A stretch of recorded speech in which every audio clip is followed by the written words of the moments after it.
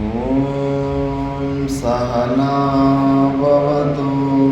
ಸಹನೋ ಭುನಕ್ತು ಸಹ ವೀರ್ಯಂ ಕರವಾವಹೈ ತೇಜಸ್ವಿನವಧೀತಮಸ್ತು ಮಾ ವಿದ್ವಿಷಾವಹೈ. ಓಂ ಶಾಂತಿ ಶಾಂತಿ ಶಾಂತಿ. ನಾವು ಅಷ್ಟಾವಕ್ರ ಗೀತೆ ಬಗ್ಗೆ ವಿಚಾರ ಮಾಡ್ತಿದ್ವಿ. ಈ ವಿಚಾರದಲ್ಲಿ ಅಂತಿಮ ಅಧ್ಯಾಯ ಅಷ್ಟಾದಶೋಧ್ಯಾಯದಲ್ಲಿ ಅಷ್ಟಾವಕ್ರರು ಮತ್ತೆ ಸ್ವಲ್ಪ ಉಪದೇಶ ಮಾಡ್ತಾ ಆ ಜೀವನ್ಮುಕ್ತ ಪುರುಷನ ಸ್ಥಿತಿ ಹೇಗಿರುತ್ತೆ ಅಂತ ಒಂದೊಂದು ಶ್ಲೋಕದಲ್ಲಿ ವ್ಯಕ್ತ ಮಾಡ್ಕೊತ ಹೋಗ್ತಾ ಇದ್ದಾರೆ. ಈಗ ಅದೇ ಕ್ರಮದಲ್ಲಿ 11ನೇ ಶ್ಲೋಕದ ವಿಚಾರ ಈಗ ನಡೆಯುತ್ತೆ. ಸ್ವರಾಜ್ಯೆ ಭೈಕ್ಷವೃತ್ತೌ ಚ ಲಾಭಾಲಾಭೆ ಜನೇ ವನೆ ನಿರ್ವಿಕಲ್ಪ ಸ್ವಭಾವಸ್ಯ ನ ವಿಶೇಷೋಸ್ತಿ ಯೋಗಿನಃ. ಸ್ವರಾಜ್ಯೆ ಭೈಕ್ಷವೃತ್ತೌ ಚ ಲಾಭಾಲಾಭೆ ಜನೇ ವನೆ ನಿರ್ವಿಕಲ್ಪ ಸ್ವಭಾವಸ್ಯ ನ ವಿಶೇಷೋಸ್ತಿ ಯೋಗಿನಃ.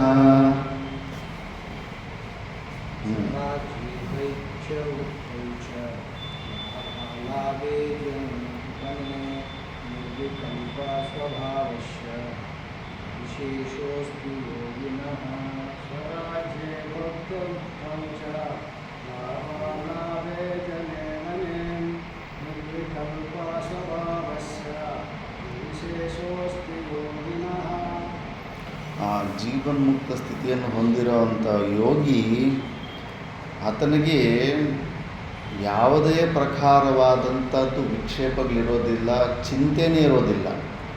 ಇದೇ ಶ್ಲೋಕದ ತಾತ್ಪರ್ಯವನ್ನು ವಿವೇಕ ಚೂಡಾಮಣಿಯಲ್ಲಿ ಇನ್ನೂ ಸ್ವಲ್ಪ ಅದ್ಭುತವಾಗಿ ಹೇಳಿದ್ದಾರೆ. ಎಷ್ಟು ಅದ್ಭುತವಾದಂಥ ಸ್ಥಿತಿ ಇದು ಅಂತ. ಚಿಂತಾ ಶೂನ್ಯಮದೈನ್ಯ ಭೈಕ್ಷಮಶನಂ ಪಾನದ್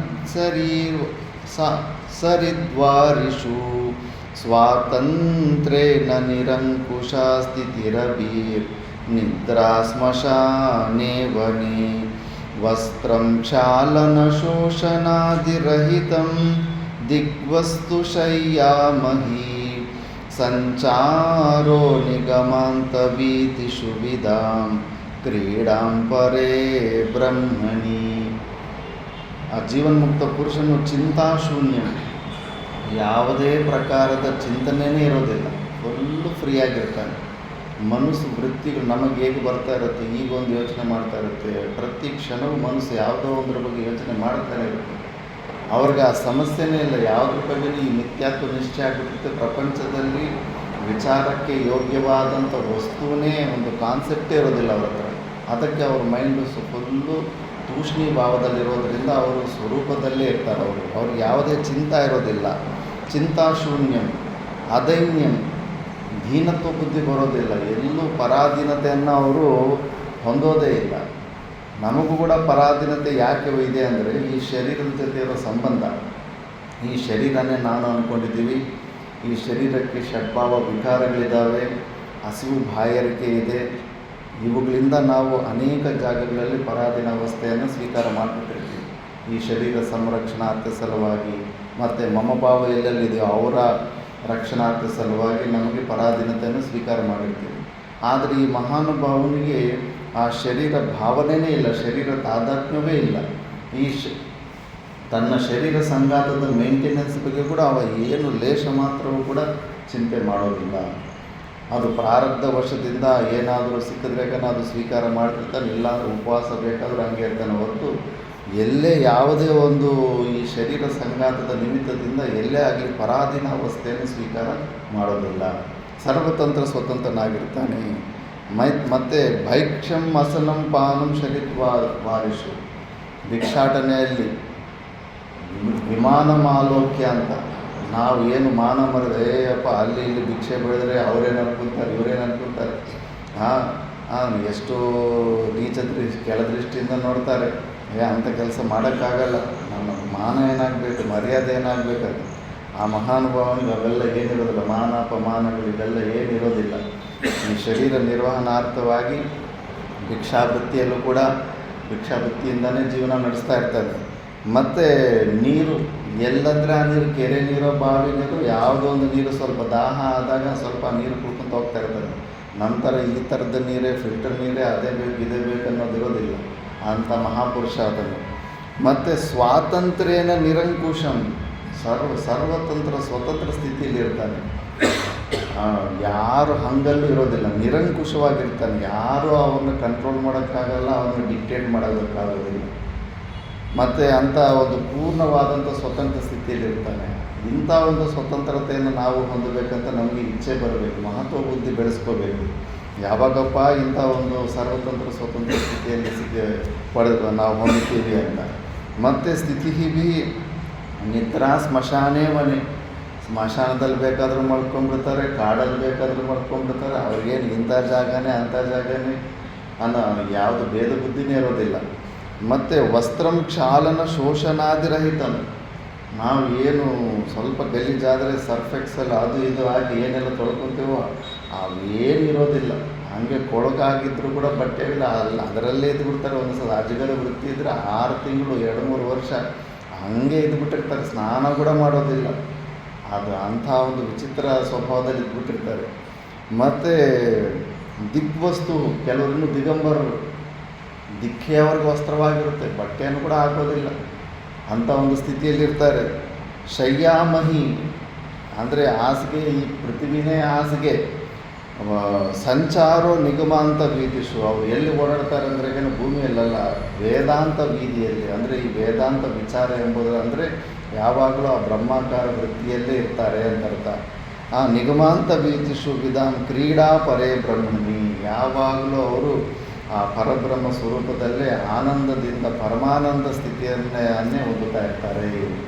ಅದಕ್ಕೆ ಭಜಗೋವಿಂದನಲ್ಲೂ ಕೂಡ ಹೇಳ್ತಾರೆ, ಯೋಗರತೋವಾ ಭೋಗರತೋವಾ ಸಂಗರತೋವಾ ಸಂಗವಿಹೀನಃ ಯಸ್ಯ ಬ್ರಹ್ಮಣಿ ರಮತೆ ಚಿತ್ತಂ ನಂದತಿ ನಂದತಿ ನಂದತ್ಯೇವ ಭಜ ಗೋವಿಂದಂ ಭಜ ಗೋವಿಂದಂ ಗೋವಿಂದಂ ಭಜ ಮೂಢಮತೆ. ಯೋಗರತೋವ ಭೋಗರತೋವ, ಒಳ್ಳೆ ಶ್ರವಣ ಮನ್ನಾದ ನಿಧಿಧ್ಯಾಸನಗಳು, ಯೋಗಾಭ್ಯಾಸಗಳು ಇಂಥ ಸಾಧನೆ ಮಾಡ್ತಾ ಇರಲಿ. ಭೋಗರತೋವ, ಒಳ್ಳೆ ಎಲ್ಲ ಭೋಗಗಳನ್ನು ಅನುಭವಿಸ್ತಾ ಇದ್ದರೂ ಕೂಡ. ಸಂಗರತೋವ ಸಂಘವಿಹೀನೋವ, ಸಂಘದಲ್ಲಿ 100 ಜನರ ಮಧ್ಯದಲ್ಲಿ ವ್ಯವಹಾರ ಮಾಡ್ದಂಗೆ ಕಾಣಿಸ್ತಾ ಇದ್ದರೂ ಕೂಡ, ಏಕಾಂತವಾಗಿ ಕಾಣಿಸ್ಕೊಂಡ್ರೂ ಕೂಡ. ಯಸ್ಯ ಬ್ರಹ್ಮಣಿ ರಮತೆ ಚಿತ್ತಂ ನಂದತಿ ನಂದತಿ ನಂದತ್ಯವ, ಯಾರ ಮನಸ್ಸು ಯಾವಾಗಲೂ ಆ ಸಚ್ಚಿದಾನಂದ ಸ್ವರೂಪನಲ್ಲೇ ಅಲ್ಲೇ ರಮಣ ಮಾಡ್ತಾ ಇರುತ್ತೋ ಅವನು ಆನಂದದಿಂದಾನೇ ಇರ್ತಾನೆ. ನಂದತಿ ನಂದತಿ ನಂದತ್ಯವ, 100% ಅವನು ಪರಮಾನಂದನ ಹೊಂದ್ತಾ ಇರ್ತಾನೆ. ಅದಕ್ಕೆ ನಮ್ಮ ಮನಸ್ಸನ್ನು ಆ ಪರಬ್ರಹ್ಮದಲ್ಲಿ ಲೀನ ಮಾಡ್ಕೊಂಡ್ಬಿಡಬೇಕು. ಸ್ವಲ್ಪ ದಿವಸ ಮನಸ್ಸಿಗೆ ಅಭ್ಯಾಸ ಮಾಡಿಬಿಟ್ರೆ ಅದನ್ನೇ ಇಟ್ಕೊಂಡ್ಬಿಡುತ್ತೆ. ಒಂದು ಗುರು ಶಿಷ್ಯರ ಕತೆ ಬರುತ್ತೆ. ಶಿಷ್ಯನಿಗೆ ಒಂದು ಮಂತ್ರೋಪದೇಶ ಮಾಡಿರ್ತಾನೆ, 20 ವರ್ಷ ಆಗಿರುತ್ತೆ. 20 ವರ್ಷದಿಂದ ಪಾಪ ಸಿನ್ಸಿಯರಾಗಿ ಜಪ ಮಾಡ್ಕೊತ ಬರ್ತಾ ಇರ್ತಾನೆ. ಅವನಿಗೆ ಏನೂ ಅನುಭೂತಿಗಳೇ ಬಂದಿರೋದಿಲ್ಲ. ಗುರುಗಳಿಗೆ 20 ವರ್ಷ ಆಯಿತು ಮಂತ್ರ ತಗೊಂಡು, ಏನು ನನ್ನಲ್ಲಿ ಏನೂ ಚೇಂಜೇ ಬರಲಿಲ್ಲ ಅಂತ ಮತ್ತೆ ಗುರುಗಳ ಹತ್ರ ಬರ್ತಾನೆ. ಗುರುಗಳು, ಸರಿ ಬಿಡಪ್ಪ, ನೀನೊಂದು ಕೆಲಸ ಮಾಡು, ಒಂದು ದಿವಸ 24 ಗಂಟೆ ನೀನು ಮಂತ್ರ ಅನ್ನೋ ಉಚ್ಚಾರಣೆ ಮಾಡೋದನ್ನು ಬಿಟ್ಟುಬಿಡು, ಖಾಲಿಯಾಗಿರು. ನಾಳೆ ನಾನೊಂದು ಹೊಸ ಮಂತ್ರ ಕೊಡ್ತೀನಿ ನಿನಗೆ, ಅದರಿಂದ ನಿನಗೆ ಅನುಭೂತಿ ಬರುತ್ತೆ ಅಂತ. ಸ್ವಲ್ಪ ದೂರ ಹೋಗ್ತಾನೆ, 5 ನಿಮಿಷಕ್ಕೆ ವಾಪಸ್ ಬರ್ತಾನೆ. ಯಾಕೋ ಮತ್ತೆ ವಾಪಸ್ ಯಾಕೆ ಬಂದಂದರೆ, ಗುರುಗಳೇ ನೀವು 24 ಗಂಟೆ ಖಾಲಿಯಾಗಿರ್ರಿ ಅಂತ ಹೇಳಿದ್ರಿ, ನಾನು 20 ವರ್ಷದಿಂದ ಈ ಮಂತ್ರ ಜಪನ ಹಿಂಗೆ ಅಭ್ಯಾಸ ಮಾಡಿಬಿಟ್ಟಿದ್ದೀನಿ ಅಂದರೆ 5 ನಿಮಿಷ ಕೂಡ ನಾನು ಸುಮ್ಮನೆ ಇರೋದಕ್ಕಾಗ್ತಾಯಿಲ್ಲ. ಆಟೋಮೆಟಿಕ್ಕಾಗಿ ಆ ಮಂತ್ರ ಜಪ ನಡೀತಾನೇ ಇದೆ ಅಂತ.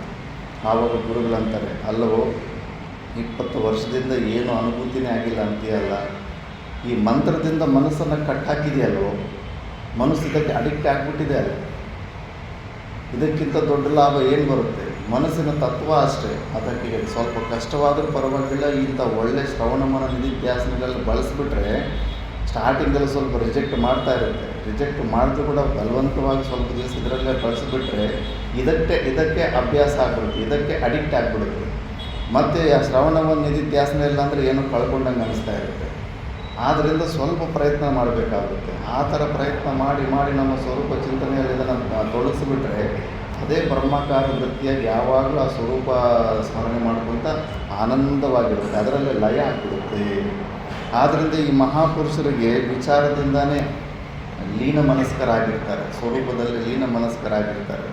ಆದ್ದರಿಂದ ಅಂಥವ್ರಿಗೆ ಸ್ವರಾಜ್ಯ ಭೈಕ್ಷ ವೃತ್ತೌ ಚ ಲಾಭಾಲಾಭೆ ಜನೇವನು, ಏನು ಇವೆಲ್ಲ ನಮಗೆ ಸಾಮಾನ್ಯರಿಗೆ ಏನೆಲ್ಲ ಸಮಸ್ಯೆಗಳಿರ್ತಾವೆ ಅವ್ರಿಗೆ ಆ ಸಮಸ್ಯೆಗಳು ಏನೂ ಇರೋದಿಲ್ಲ. ಅವರು ಸರ್ವತಂತ್ರ ಸ್ವತಂತ್ರವಾಗಿರ್ತಾರೆ. ಏನು ಪೆಂಡಿಂಗ್ ಫೈಲ್ ಇಲ್ಲ, ಇಂಥದ್ದು ಮಾಡಬೇಕಂಥದ್ದು ಏನೂ ಇರೋದಿಲ್ಲ. ನಾವು ನಮಗೆ ಸನ್ಯಾಸ ಸ್ವೀಕಾರ ಆದಾಗ ಅದೊಂದು ಅನುಭೂತಿ ಇತ್ತು. ಯಾಕಂದರೆ ಮನಸ್ಸಿನಲ್ಲಿ ಏನು ಭವಿಷ್ಯತ್ನಲ್ಲಿ ಏನೂ ಒಂದು ಫೈಲ್ ಇರಲಿಲ್ಲ. ಇನ್ನು ಅಂತಿಮ ಸನ್ಯಾಸ ದೀಕ್ಷೆ ತಗೊಳ್ಳೋದು ಒಂದೇ ಒಂದು ಅಂತಿಮ ಕರ್ತವ್ಯ ಇತ್ತು. 2018ರಲ್ಲಿ ಅಲ್ಲಿ ಸನ್ಯಾಸ ದೀಕ್ಷೆ ತಗೊಳ್ಳುವಾಗ ಕಾಶಿನಲ್ಲಿ ಎಷ್ಟು ಹಾಯ್ ಅನ್ನಿಸ್ತು. ಹಬ್ಬ ಇನ್ನು ಮುಗೀತು, ಈ ಪ್ರಪಂಚದಲ್ಲಿ ನಾನು ಮಾಡಬೇಕಾದ ಕೆಲಸಗಳೆಲ್ಲ ಮುಗಿಸ್ಬಿಟ್ಟಿದ್ದೀನಿ, ಏನು ನನಗೆ ಪೆಂಡಿಂಗ್ ಫೈಲ್ ಏನೂ ಇಲ್ಲ ಅಂತ. ಆ ಥರ ಆ ಅನುಭೂತಿನೇ ಬೇರೆ ಇರುತ್ತೆ. ಏನೂ ಇಲ್ಲ ಅಂತ ಇದ್ದಾಗ ಫುಲ್ಲು ಖಾಲಿ ಇಟ್ಕೊಂಡಾಗ ಮನಸ್ಸಿಗೆ. ಮತ್ತು ಗುರುದಕ್ಷಿಣೆಯಲ್ಲಿ ಮತ್ತೆ ಒಂದು ಬ್ಯಾಚಲ್ಲಿ 2 ಬ್ಯಾಚಿಗೆ ನೀವು ಇದು ಪಾಠ ಹೇಳಬೇಕು ಅಂತ ಮತ್ತೆ ಇದೊಂದು ಹೊಸದೊಂದು ಫೈಲ್ ಬಂದ್ಬಿಟ್ಟು ನನಗೆ. ಇಲ್ಲ ಅಂತಿದ್ರೆ ನಾ ರಿಲ್ಯಾಕ್ಸೇಷನ್ನು ಎಷ್ಟೋ ಅದ್ಭುತವಾಗಿರುತ್ತೆ.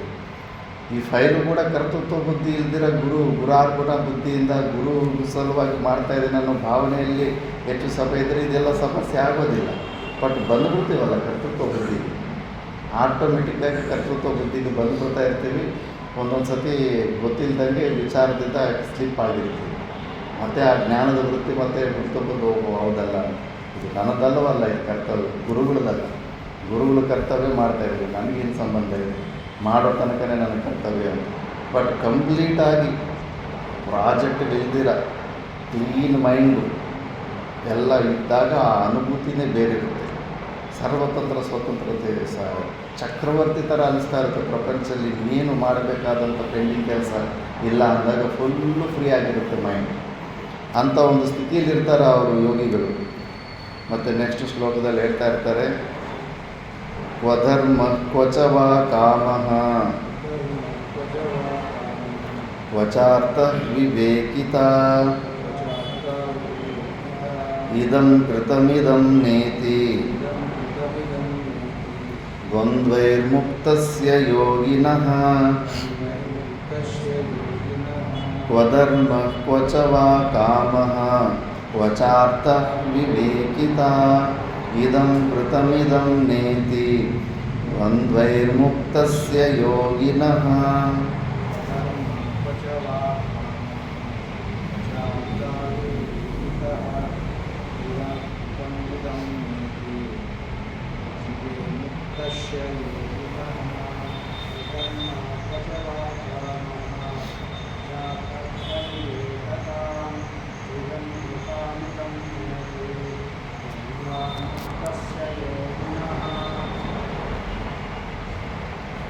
ಕ್ವಧರ್ಮ ಕ್ವಚ ವಾ ಕಾಮಃ ಕ್ವಾಚ ಅರ್ಥಃ ವಿವೇಕಿತ.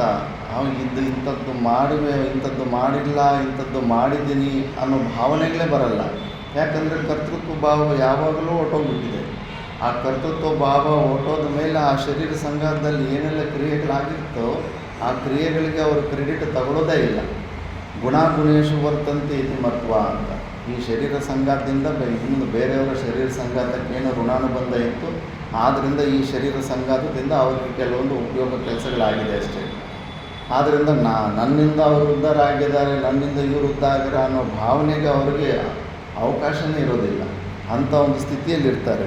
ಇದಂ ಕೃತಂ ಇದಂ ನೇತಿ ದ್ವಂದ್ವೈರ್ಮುಕ್ತಸ್ಯ ಯೋಗಿನ. ಈ ಎಲ್ಲ ದ್ವಂದ್ವಗಳಿಂದ ಮುಕ್ತನಾಗಿರುವಂಥ ಯೋಗಿ ಎಷ್ಟು ಅದ್ಭುತವಾಗಿರ್ತಾನಂದರೆ ವಿವೇಕ ಚೂಡಾಮಣಿಯಲ್ಲಿ ಒಂದು ಶ್ಲೋಕ ಬರುತ್ತೆ. ಬ್ರಹ್ಮಾಕಾರತಯ ಸದಾ ಸ್ಥಿತತಯ ನಿರ್ಮುಕ್ತವಾ ಬಾಹ್ಯಾರ್ಥದಿ ಅನ್ಯಾವೇದಿತ ಭೋಗ್ಯ ಭೋಗ ಕಲನೋ ನಿದ್ರಾಳುವದ್ ಬಾಲವತ್ ಸ್ವಪ್ನಾಲೋಕಿತಲೋಕವತ್ ಜಗದಿದಂ ಪಶ್ಯನ್ ಕ್ವಚಿಲ್ಲಬ್ಧದಿ ಆಸ್ತೆ ಕಶ್ಚಿದನಂತ್ಯ ಪುಣ್ಯಫಲವೋ ಧನ್ಯಸ್ಸ ಮಾನ್ಯೋ ಭುವಿ. ಆ ಸ್ಥಿತಿಯಲ್ಲಿರೋನು ಬ್ರಹ್ಮಾಕಾರತೆಯ ಸದಾಸ್ಥಿತ, ಯಾವಾಗಲೂ ಆ ಬ್ರಹ್ಮಾಕಾರದಲ್ಲಿರುವಂಥ ಒಂದು ಯೋಗಿ ಬಾಹ್ಯ ಸ್ಫುಟವನ್ನು, ಈ ಬಾಹ್ಯ ವೃತ್ತಿಯನ್ನು, ಶರೀರದ ತಾದಾತ್ಮನೆಲ್ಲ ಬಿಟ್ಟುಬಿಟ್ಟಿರ್ತಾನೆ. ಹೆಂಗಿರ್ತಾನಂದರೆ ಮಲ್ಕೊಂಡಿರೋ ನಿದ್ರಾಳುವತ್ತು ಬಾಲವತ್ತು, ಮಲ್ಕೊಂಡಿರೋ ಮಗುವನ್ನು ಹೆಬ್ಬಿಸ್ಬಿಟ್ಟು ತಾಯಿ ಹಾಲು ಕುಡಿಸಿದ್ರು, ಊಟ ಏನಾದರೂ ತಿನ್ನಿಸಿದ್ರು ಕೂಡ ಅವನು ಊಟ ತಿಂತಾನೆ, ಹಾಲು ಕುಡಿತಾನೆ, ಬಟ್ ಅವನಿಗೆ ಗೊತ್ತೇ ಆಗಿರೋದಿಲ್ಲ ನಾನು ಯಾವಾಗ ಊಟ ಮಾಡ್ತೇವೆ, ಯಾವಾಗ ಹಾಲು ಕುಡ್ತೇನೆ ಅಂಥ ಒಂದು ಸ್ಥಿತಿಯಲ್ಲಿರ್ತಾನೆ. ಮತ್ತು ಸ್ವಪ್ನಾಲೋಕಿತ ಶ್ಲೋಕವತ್ ಜಗದಿದವು, ಈ ಎಲ್ಲವೂ ಈ ಪ್ರಪಂಚವೂ ಅಷ್ಟೇ ಸ್ವಪ್ನನ ನೋಡ್ದಂಗೆ ನೋಡ್ತಾ ಇರ್ತಾನೆ. ನಾವು ನಿದ್ದೆ ಎದ್ದ ತಕ್ಷಣ ಸ್ವಲ್ಪ ತಂದ್ರಿಯಲ್ಲಿರ್ತೀವಿ, ರಾತ್ರಿ ಬಂದು ಸ್ವಪ್ನನ ಸ್ವಲ್ಪ ನೆನೆಸ್ಕೊತಾ ಇರ್ತೀವಿ. ಅಯ್ಯೋ ಸುಮ್ಮನೆ ಅಲ್ಲಿ ಸುಮ್ಮನೆ ಕಷ್ಟಪಟ್ಟಲ್ಲ, ಸುಮ್ಮನೆ ಒದ್ದಾಡ್ತಾ ಇರ್ತಲ್ಲ, ಅದು ಸ್ವಪ್ನ ಅಲ್ಲ. ಜಾಗೃತ ವ್ಯವಸ್ಥೆನೂ ಅಷ್ಟೇ ಹಂಗೆ ರಿಯಾಲಿಟಿ ಕಾಣಿಸ್ತಾ ಇರ್ತೀವಿ. ಆಗಿಂದ ಸ್ವಪ್ನದಿಂದ ಎದ್ದಿರ್ತೀವಿ, ಫುಲ್ ಅಲರ್ಟಾಗಿ ಎದ್ದ ತಕ್ಷಣ ಟಕ್ ಅಂತ ಇವಾಗ ಇರೋ ಆ್ಯಕ್ಟಿವ್ ಮೂಡಲ್ಲಿ ಇರೋದಿಲ್ಲ ನಾವು. ಡಲ್ಲಾಗಿರುತ್ತೆ, ಮೂಮೆಂಟ್ಸ್ ಫುಲ್ ಸ್ಲೋ ಇರುತ್ತೆ, ಮನಸ್ಸು ವೃತ್ತಿಗಳು ತುಂಬ ಕಡಿಮೆ ಇರುತ್ತೆ ಬೆಳಗ್ಗೆ ಹೊತ್ತು. ಅದಕ್ಕೆ ಸಾಧನೆ ಎಲ್ಲ, ಡಿಸಿಷನ್ನು, ನಿರ್ಣಯಗಳೆಲ್ಲ ಬೆಳಗ್ಗೆ ಹೊತ್ತು ಬ್ರಹ್ಮ ಮುಹೂರ್ತದಲ್ಲೇ ತಗೋಬೇಕಂತಾರೆ. ಯಾಕಂದರೆ ಅಲ್ಲಿ ಮನಸ್ಸಿನ ವೃತ್ತಿಗಳು ತುಂಬ ಕಡಿಮೆ ಇರುತ್ತೆ, ಸ್ಲೋ ಇರುತ್ತೆ, ಫ್ರೆಶ್ ಇರುತ್ತೆ. ಆವಾಗ ಚೆನ್ನಾಗಿ ಯೋಚನೆ ಮಾಡಿ ನಿರ್ಣಯ ತೊಗೊಂಡ್ರೆ ಅದು ಕರೆಕ್ಟಾಗಿರುತ್ತೆ. ಈ ಮಧ್ಯಾಹ್ನ ಸಾಯಂಕಾಲ ಎಲ್ಲ ಮಧ್ಯಾಹ್ನದ ಹೊತ್ತೆಲ್ಲ ರಜೋಗುಣ ಫುಲ್ಲು ಆ್ಯಕ್ಟಿವಿಟಿಗೆ ಬಂದುಬಿಟ್ಟಿರ್ತೀವಿ.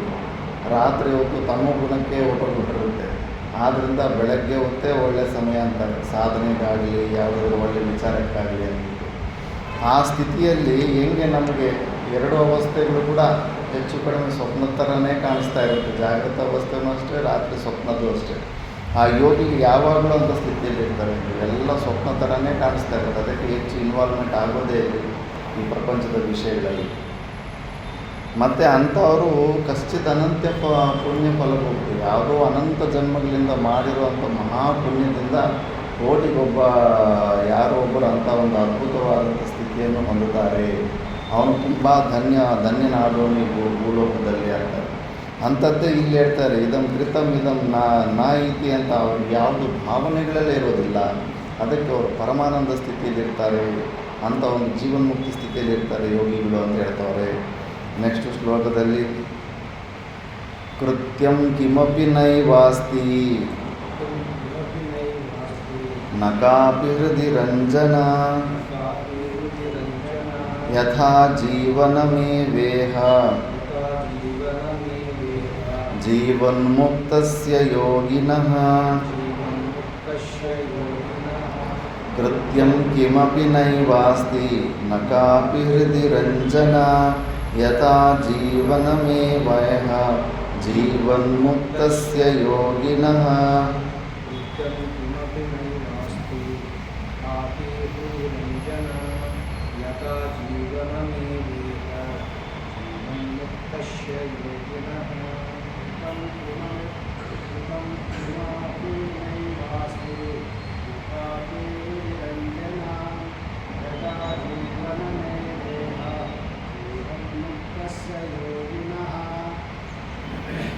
ಕೃತ್ಯಂ ಕಿಮಪಿ ನೈವಾಸ್ತಿ, ಮಾಡಬೇಕಾದಂಥ ಕರ್ತವ್ಯ ಬುದ್ಧಿ ಇನ್ನು ಏನೂ ಇಲ್ಲವೇ ಇಲ್ಲ.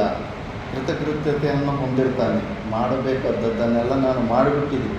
ಈ ಶರೀರ ಸಂಘಾತದಿಂದ ಏನು ಸ್ವಲ್ಪ ಶ್ರವಣ ಮನನ ನಿಧಿಧ್ಯಾಸನ ಮಾಡಬೇಕಾಗಿತ್ತೋ ಆ ಕೆಲಸವನ್ನು ಕೂಡ ನಾನು ಮಾಡಿಬಿಟ್ಟಿದ್ದೀನಿ. ಅದು ಅಂತಿಮ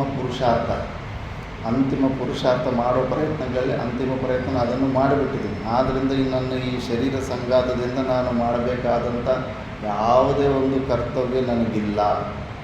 ಎಲ್ಲರೂ ಅವರವರ ಪ್ರಾರಬ್ಧಗಳನ್ನು ತಗೊಂಡ್ಬಂದಿದ್ದಾರೆ. ಅವರವರ ಪ್ರಾರಬ್ಧಕ್ಕೆ ಅನುಕೂಲವಾಗಿ ಅವರವರ ಪ್ರಾರಬ್ಧನೇ ಎಲ್ಲರೂ ನೋಡಿಕೊಳ್ಳುತ್ತೆ ಅನ್ನೋ ಭಾವನೆಯಲ್ಲಿದ್ದು, ನೈವಾಸ್ತಿ ನಾಕ್ವಾಪಿ ಹೃದಯ ರಂಜನ.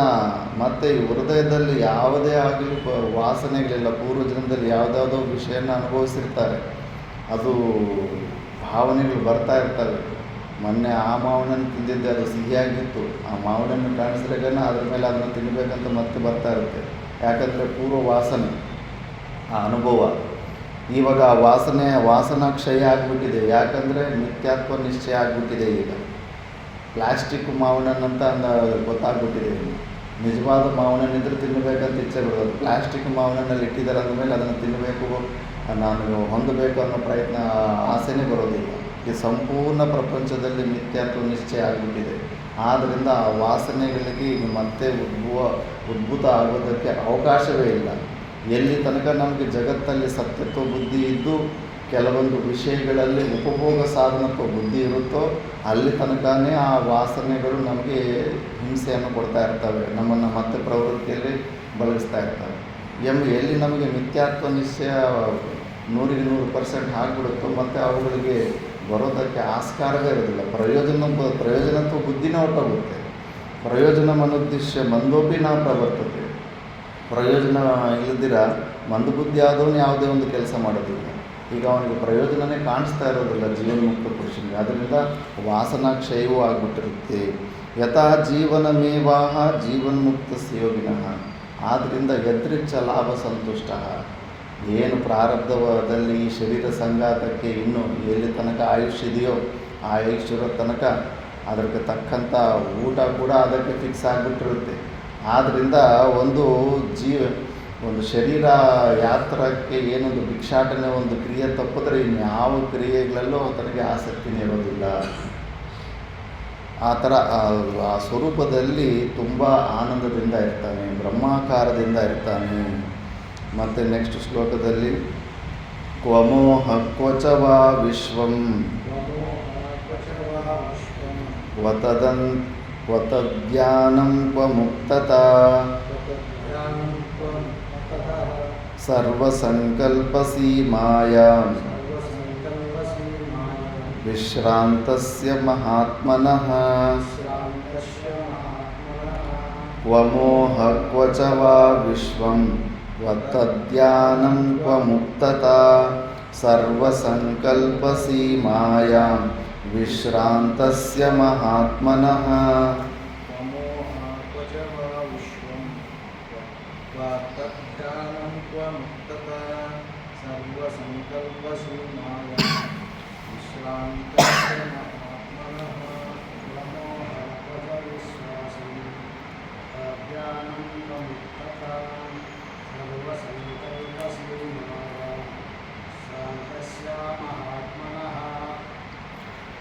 ಅಂಥ ಒಂದು ಅದ್ಭುತ ಸ್ಥಿತಿಯನ್ನು ಹೊಂದಿರೋ ಜೀವನ್ಮುಕ್ತ ಪುರುಷನಿಗೆ ಮೋಹವು ಬರೋದಕ್ಕೆ ಹೇಗೆ ಸಾಧ್ಯ ಆಗುತ್ತೆ?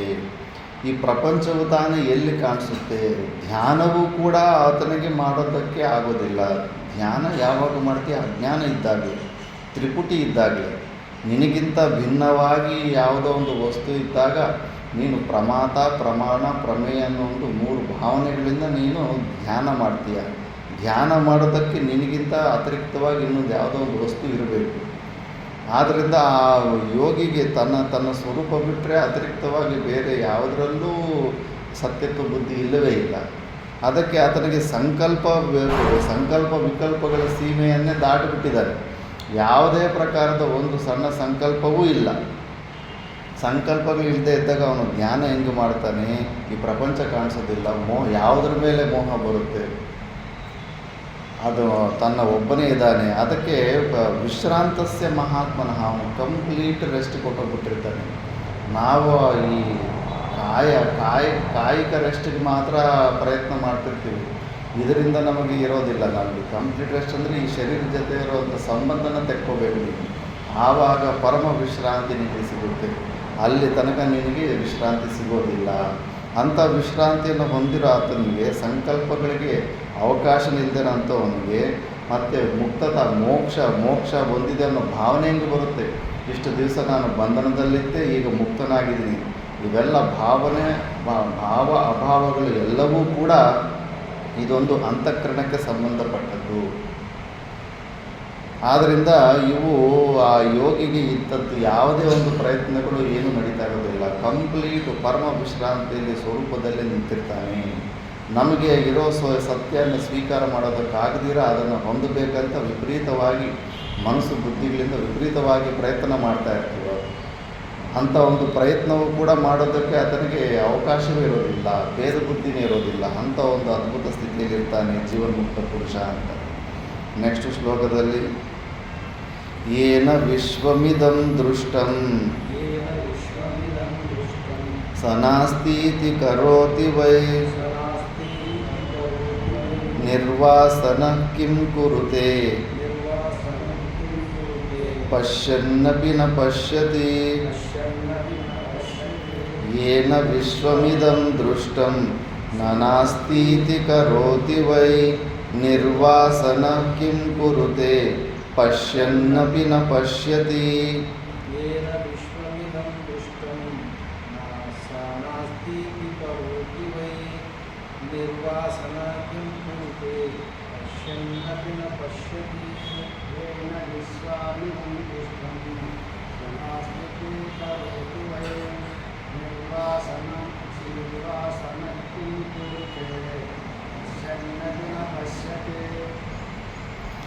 ಏನ ವಿಶ್ವಮಿದಂ ದೃಷ್ಟಂ ಸ ನಾಸ್ತಿ ಇತಿ ಕರೋತಿ ವೈ. ಯಾರಿಂದ ಈ ವಿಶ್ವವು ದೃಶ್ಯಕೋಟಿಯಲ್ಲಿ ನೋಡಲ್ಪಡ್ತಾ ಇದೆಯೋ ಸ ನಾಸ್ತಿ ಇತಿ ಕರೋತಿ ವೈ, ಮತ್ತು ಅವನಿಗೆ ನಿರ್ವಾಸನ, ಒಂದು ವಾಸನೆಯೂ ಇಲ್ಲ. ಪೂರ್ವಜನ್ಮದಿಂದ ಏನೇನೆಲ್ಲ ಅನುಭೂತಿ ಇತ್ತೋ ಯಾವುದರಲ್ಲೂ ಕೂಡ ರಸ ಅನ್ನೋದು ಇಲ್ಲವೇ ಇಲ್ಲ. ಅಂಥ ಕಿಂ ಕುರುತೆ ಪಶ್ಯನಪಿ ನ ಪಶ್ಯತಿ. ಅಂಥ ಒಂದು ಜೀವನ್ಮುಕ್ತ ಪುರುಷನು ಏನೆಲ್ಲ ಕ್ರಿಯೆಗಳು ಶರೀರ ಸಂಘದಲ್ಲಿ ತನ್ನ ನೋಡ್ತಾ ಇದ್ರೂ ಕೂಡ ನೋಡ್ತಾ ಇಲ್ಲ ಅಂತಲೇ ಅರ್ಥ. ಅದು ನಮಗೆ ಅನಿಸುತ್ತೆ ಒಂದೊಂದು ಸತಿ ನಮ್ಮ ಮನಸ್ಸು ಯಾವುದೋ ಬೇರೆ ವಿಷಯದಲ್ಲಿ ಯೋಚನೆ ಮಾಡ್ತಾ ಇದ್ದರೆ ಮುಂದುಗಡೆ ಯಾರಾದರೂ ವ್ಯಕ್ತಿ ಬಂದು ಹೋದರೂ ಕೂಡ ನಾವು ಅದನ್ನು ಗಮನಿಸಿರೋದಿಲ್ಲ. ಯಾಕಂದರೆ ನಮ್ಮ ಮನಸ್ಸು ಯಾವುದೋ ಬೇರೆ ವಿಷಯದಲ್ಲಿ ಬ್ಯುಸಿ ಆಗಿಬಿಟ್ಟಿದೆ. ಮತ್ತು ಯಾರೋ ಕೇಳ್ತಾರೆ, ಅವನು ಇಲ್ಲಿ ಬಂದಿದ್ದಂದರೆ ಇಲ್ಲ ಗೊತ್ತಿಲ್ಲ ಅಂತ. ಅವನು ನಮ್ಮ ಮುಂದೆನೇ ಹೋಗಿರ್ತಾನೆ, ಕಣ್ಣು ಇಂದ್ರಿಯಗಳಲ್ಲಿ ಹೋಗಿರ್ತವೆ, ಆದರೆ ಅದು ರಿಜಿಸ್ಟರ್ ಆಗಿರೋದಿಲ್ಲ. ಯಾಕಂದರೆ ಮನಸ್ಸು ನಮಗೆಲ್ಲೋ ಬೇರೆ ಕಡೆ ಇದೆ. ಪಾಠ ಕೇಳ್ತಾ ಇದ್ದಾಗಲೂ ಅಷ್ಟೇ, ನಾವು ಇಲ್ಲಿ ಪಾಠದ ಕಿವಿಗೆಲ್ಲ ಶಬ್ದ ಕೇಳಿಸ್ತಾ ಇರುತ್ತೆ, ಬಟ್ ಮನಸ್ಸು ಬೇರೆ ಕಡೆ ಯಾವುದಾದ್ರೂ ಚಿಂತನೆ ಮಾಡ್ತಾ ಇದ್ದರೆ ಈ ಶಬ್ದಗಳೇನೂ ಅಲ್ಲಿ ರಿಜಿಸ್ಟರ್ ಆಗೋದೇ ಇಲ್ಲ. ಆದ್ದರಿಂದ ಇವರು ಮನಸ್ಸು ಸಂಪೂರ್ಣವಾಗಿ ಆ ಬ್ರಹ್ಮಸ್ಥಿತಿಯಲ್ಲಿ ಲೀನವಾಗಿರುತ್ತೆ. ಲೀನವಾದಾಗ ಈ ಹೊರಗಡೆ ವಿಷಯಗಳು ಎಲ್ಲ ಹೆಚ್ಚು ಏನು ಯಾವುದೂ ರಿಜಿಸ್ಟರ್ ಆಗೋದಿಲ್ಲ. ಅಂಥ ಒಂದು ಸ್ಥಿತಿಯಲ್ಲಿ ಆ ಜೀವನ್ಮುಕ್ತ ಪುರುಷನಿರ್ತಾನೆ. ಆದ್ದರಿಂದ ಆ ಜೀವನ್ಮುಕ್ತ ಪುರುಷನ ಶರೀರ ಸಂಘಾತದಿಂದ ಅವನು ನೋಡ್ತಿದ್ರು ನೋಡ್ತಾ ಇಲ್ಲ ಅನ್ನೋ ಒಂದು ಭಾವನೆಯನ್ನೇ ನಾವು ಅರ್ಥ ಮಾಡ್ಕೋಬೇಕು. ಯಾಕಂದರೆ ಕರ್ತೃತ್ವ ಬುದ್ಧಿ ಇಲ್ಲ, ಹೊರಗಡೆ ಯಾವುದೇ ಪ್ರಯೋಜಕತ್ವ ಬುದ್ಧಿ ಇಲ್ಲ. ಜಸ್ಟ್ ಅಷ್ಟೇ ನಿರ್ಲಕ್ಷ್ಯ ಉದಾಸೀನ ಭಾವನೆಯಿಂದ ಇರ್ತಾನೆ. ಯಾವುದರನ್ನು ತುಂಬ ಇನ್ವಾಲ್ವ್ಮೆಂಟ್ ಆಗೋದಂಥ ಒಂದು ಪರಿಸ್ಥಿತಿಯಲ್ಲಿ ಇರೋದಿಲ್ಲ. ಒಂದು ಪ್ರಕಾರದಲ್ಲಿ ಆಫ್ ಮೈಂಡೆಡ್ ಅಂತ ಹೇಳ್ಬೋದು. ಅದಕ್ಕೆ ಅಂಥ ಮಹಾಪುರುಷರಿಗೆ ಸಾಮಾನ್ಯ ವ್ಯಕ್ತಿ ಮಾಡುವಂಥ ಕಾರ್ಯಗಳು ಮಾಡೋದಕ್ಕೆ ಕೂಡ ಆಗೋದಿಲ್ಲ. ಜಡಭರತನಿಗೆ ಸಣ್ಣ ವಯಸ್ಸಿನಿಂದ ಮಂದಬುದ್ಧಿ ಅಂತ ಇರ್ತಾರೆ. ಅವನಿಗೆ ಏನು ಕೆಲಸ ಮಾಡಿದ್ರು ಎಲ್ಲ ಉಲ್ಟಾ ಆಗಿಬಿಡ್ತಾರೆ. ಎಲ್ಲೋ ಯಾವುದೋ ಜಾಗದಲ್ಲಿ ಗೋಡೆ ಕಟ್ಟು ಅಂತ ಹೇಳಿರ್ತಾರೆ, ಒಂದು ಮಿಸ್ಟೇಕ್ ಇರ್ತಾರೆ. ಎಲ್ಲಿ ಗೋಡೆ ಕಟ್ಟಬೇಕನ್ನೋ ವಿಷಯನೂ ಸ್ವಲ್ಪ ಸರಿಯಾಗಿರೋದಿಲ್ಲ. ಮನೆ ಎಂಟ್ರೆನ್ಸಲ್ಲಿ ಬಾಗಿಲಿಗೆ ಗೋಡೆ ಕಟ್ಟಿಬಿಟ್ಟಿರ್ತಾರೆ. ಯಾಕಂದರೆ ಅದು ರಿಜಿಸ್ಟರ್ ಆಗ್ತಾ ಇಲ್ಲ. ಹೊರಗಡೆ ಅವರು ಇವ್ರು ಹೇಳ್ತಾ ಇರೋ ಮಾತು ಸರಿಯಾಗಿ ರಿಜಿಸ್ಟರ್ ಆಗ್ತಾ ಇರೋದಿಲ್ಲ. ಯಾಕಂದರೆ ಅವರ ಆ ಸ್ಥಿತಿಯಲ್ಲಿ ಇರೋದಿಲ್ಲ. ಅಂಥ ಒಂದು ಅದ್ಭುತವಾದಂಥ ಸ್ಥಿತಿಯಲ್ಲಿರ್ತಾರೆ ಅವರು. ನೆಕ್ಸ್ಟ್ ಶ್ಲೋಕದಲ್ಲಿ ಹೇಳ್ತಾರೆ, ಈ ಶ್ಲೋಕಗಳು ಸ್ವಲ್ಪ ವಿಚಾರ ಮಾಡುವಂಥದ್ದಿದೆ. ಏನ ದೃಷ್ಟಂ ಪರಂ ಬ್ರಹ್ಮ ಸೋಹಂ ಬ್ರಹ್ಮೇತಿ ಚಿಂತಯೇತ್ ಕಿಂ ಚಿಂತಯತಿ ನಿಶ್ಚಿಂತೋ ದ್ವಿತೀಯಂ ಯೋ ನ ಪಶ್ಯತಿ. ಏನ ದೃಷ್ಟಂ ಪರಂ ಬ್ರಹ್ಮ ಸೋಹಂ ಬ್ರಹ್ಮೇತಿ ಚಿಂತಯೇತ್ ಕಿಂ ಚಿಂತಯತಿ ನಿಶ್ಚಿಂತೋ ದ್ವಿತೀಯಂ ಯೋ ನ ಪಶ್ಯತಿ.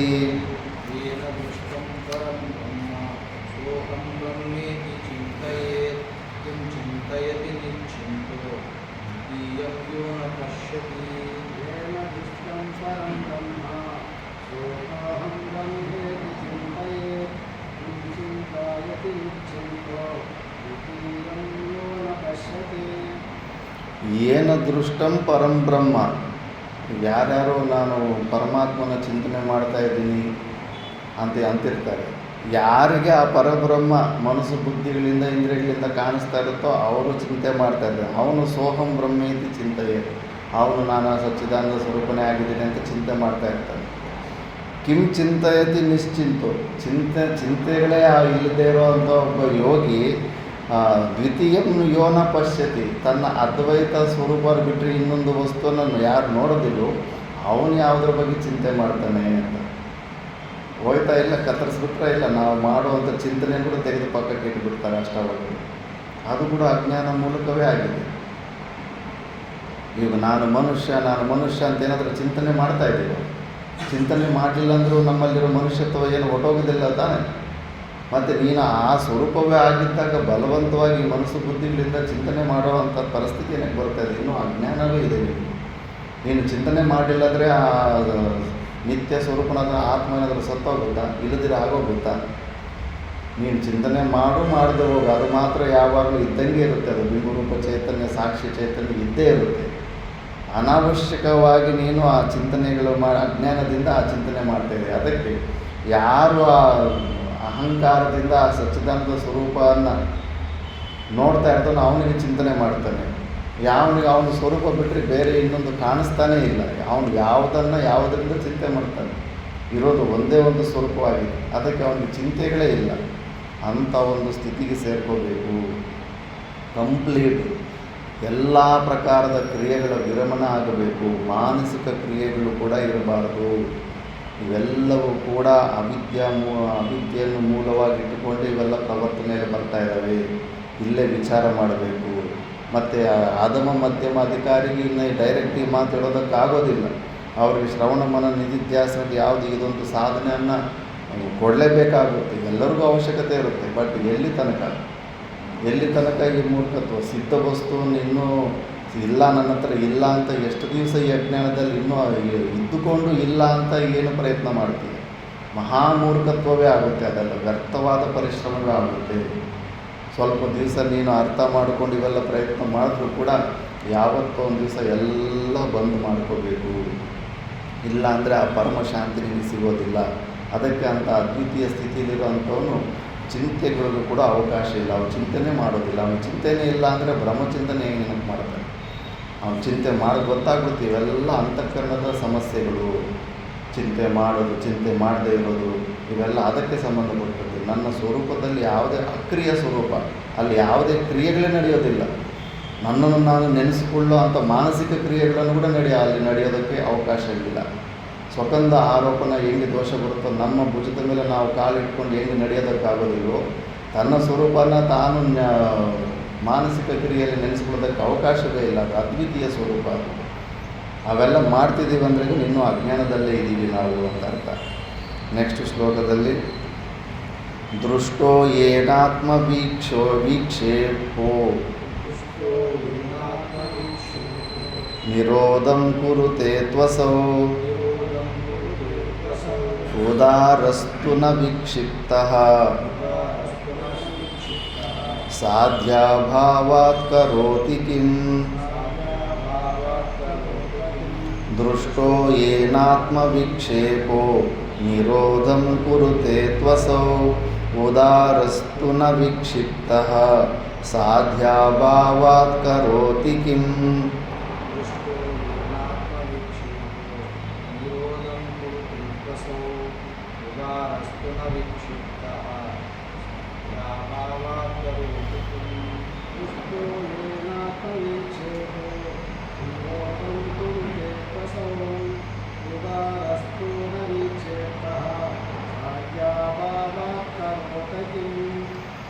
ದೃಷ್ಟೋ ಏನಾತ್ಮ ವಿಕ್ಷೇಪೋ, ಯಾರಿಗೆ ವಿಕ್ಷೇಪ ಆಗ್ತಾ ಇರುತ್ತೋ ಅವನ ವಿಕ್ಷೇಪನ ನಿರೋಧ ಮಾಡಬೇಕಂತ ಪ್ರಯತ್ನ ಮಾಡ್ತಿರ್ತಾರೆ. ಆ ಸ್ವರೂಪ ಜ್ಞಾನ ಹೊಂದಿರೋಂಥವನು ಅವನಿಗೆ ವಿಕ್ಷೇಪವೇ ಬರೋದಿಲ್ಲ. ವಿಕ್ಷೇಪ ಯಾವಾಗ ಬರುತ್ತೆ? ನಮ್ಮ ಹತ್ರ ಇರೋ ಅಂಥ ಪೂರ್ಣಾನಂದ್ರ ನಮ್ಮ ಹತ್ರ ಇಲ್ಲ ಅಂದಾಗಲೇ ವಿಕ್ಷೇಪ ಬರೋದು. ಕನ್ನಡಕ ಟೇಬಲ್ ಮೇಲೆ ಇದ್ದರೂ ಕೂಡ ಕನ್ನಡಕ ಟೇಬಲ್ ಮೇಲೆ ಇಲ್ಲ ಅಂತ ನಿರ್ಣಯ ಬಂದ ಮೇಲೇ ವಿಕ್ಷೇಪ ಶಕ್ತಿ ನಿನ್ನ ಕೈಲಿ ಕೆಲಸ ಮಾಡಿಸೋದು.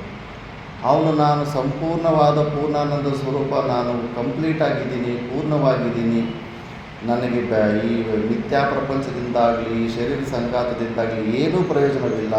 ಈ ಮನಸ್ಸು ಬುದ್ಧಿಗಳಿಂದ ಕೂಡ ನನಗೆ ಯಾವುದೂ ಪ್ರಯೋಜನವಿಲ್ಲ. ಇವು ಕೊಡೋ ಸರ್ಟಿಫಿಕೇಟು ನನಗೆ ಅವಶ್ಯಕತೆ ಇಲ್ಲ. ನಾನೇ ಅವುಗಳ ಅಸ್ತಿತ್ವಕ್ಕೆ ನಾನೇ ಮೂಲ ಕಾರಣನಾಗಿದ್ದೀನಿ. ನನಗೆ ಅವು ಸರ್ಟಿಫಿಕೇಟ್ ಕೊಡೋದಿಲ್ಲ. ನಾನೇ ಅವುಗಳ ಅಸ್ತಿತ್ವಕ್ಕೆ ಅಧಿಷ್ಠಾನ ಜಾಗದಲ್ಲಿದ್ದೀನಿ. ಆದ್ದರಿಂದ ಇವುಗಳ ಸರ್ಟಿಫಿಕೇಟ್ ನನಗೆ ಅವಶ್ಯಕತೆ ಇಲ್ಲ ಅಂತಿರೋ ಅವನಿಗೆ ವಿಕ್ಷೇಪ ಏನಾಗುತ್ತೆ? ನಾನು ಆನಂದವಾಗಿಲ್ಲ ಅಂತ ಯಾರಿಗೆ ಅನಿಸುತ್ತೋ ಅವನು ಆನಂದವನ್ನು ಹೊಂದೋದಕ್ಕೆ ಪ್ರಯತ್ನಗಳು ಮಾಡ್ತಾ ಇರ್ತಾನೆ.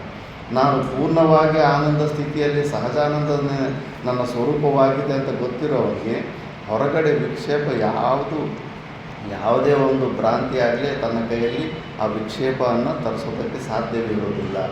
ಆದ್ದರಿಂದ ನಾವು ವಿಕ್ಷೇಪವನ್ನು ಕೂಡ ನಾವು ತೆಕ್ಕೊಡೋ ಪ್ರಯತ್ನ, ಅಯ್ಯೋ ವಿಕ್ಷೇಪ ಹೆಚ್ಚು ಚಂಚಲತೆ ಬರ್ತಾ ಇದೆ, ಮತ್ತು ಅದನ್ನು ಬ್ರಹ್ಮದಲ್ಲಿ ಬಳಸು ಅಂತ ಮಾಡ್ತಾ ಇದ್ದೀವಿ ಅಂದರೆ ಇನ್ನೂ ಅಜ್ಞಾನದಲ್ಲೇ ಇದ್ದೀವಿ, ಸ್ವರೂಪದ ಬಗ್ಗೆ ಸರಿಯಾಗಿ ತಿಳ್ಕೊಂಡಿಲ್ಲ ಅಂತ ಇಲ್ಲಿ ಅಷ್ಟಾವಕ್ರರು ಹೇಳ್ತಾರೆ.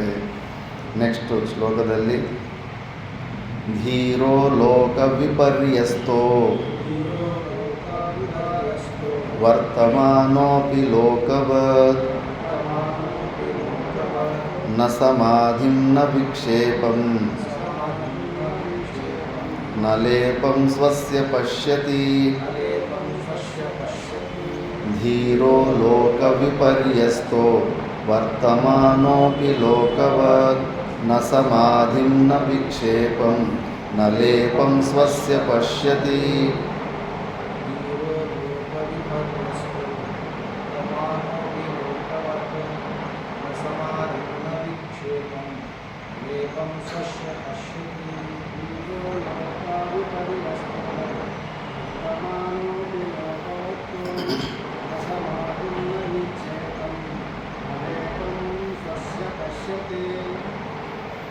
ಧೀರೋ ಲೋಕ ವಿಪರ್ಯಸ್ತು. ಆ ಜೀವನ್ಮುಕ್ತ ಪುರುಷನು ನಾವು ಸಾಮಾನ್ಯ ಅಜ್ಞಾನಿ ಯಾವ ಥರ ಇರ್ತಾನೋ ಅದೇ ಥರನೇ ಇರ್ತಾನೆ. ಅವನ ಥರನೇ ಸಾಮಾನ್ಯ ವ್ಯಕ್ತಿ ಥರನೇ ಇರ್ತಾನೆ. ಎಷ್ಟೋ ಜೀವನ್ಮುಕ್ತ ಪುರುಷ ಚರಿತ್ರೆಯಲ್ಲಿ ಈ ಸುತ್ತಮುತ್ತಲೇ ಇದ್ದಾವೆ. ಕೂಲಿ ಕೆಲಸಕ್ಕೂ ಕೂಡ ಹೋಗ್ತಾ ಇದ್ದಾರೆ ಅಂಥ ಒಂದು ಸ್ಥಿತಿಯನ್ನು ಹೊಂದದ ಮೇಲೆ ಕೂಡ. ಅಂಥ ಕೆಲಸ ಚಪ್ಪಲಿ ಹೊಡ್ಕೊತಾ ಇರ್ತಾನೆ, ರೈಕು ಜಟಕ ಬಂಡಿ ಓಡಿಸ್ಕೊತಾ ಇರ್ತಾನೆ. ಉಪನಿಷತ್ತಲ್ಲೆಲ್ಲ ಬರುತ್ತೆ.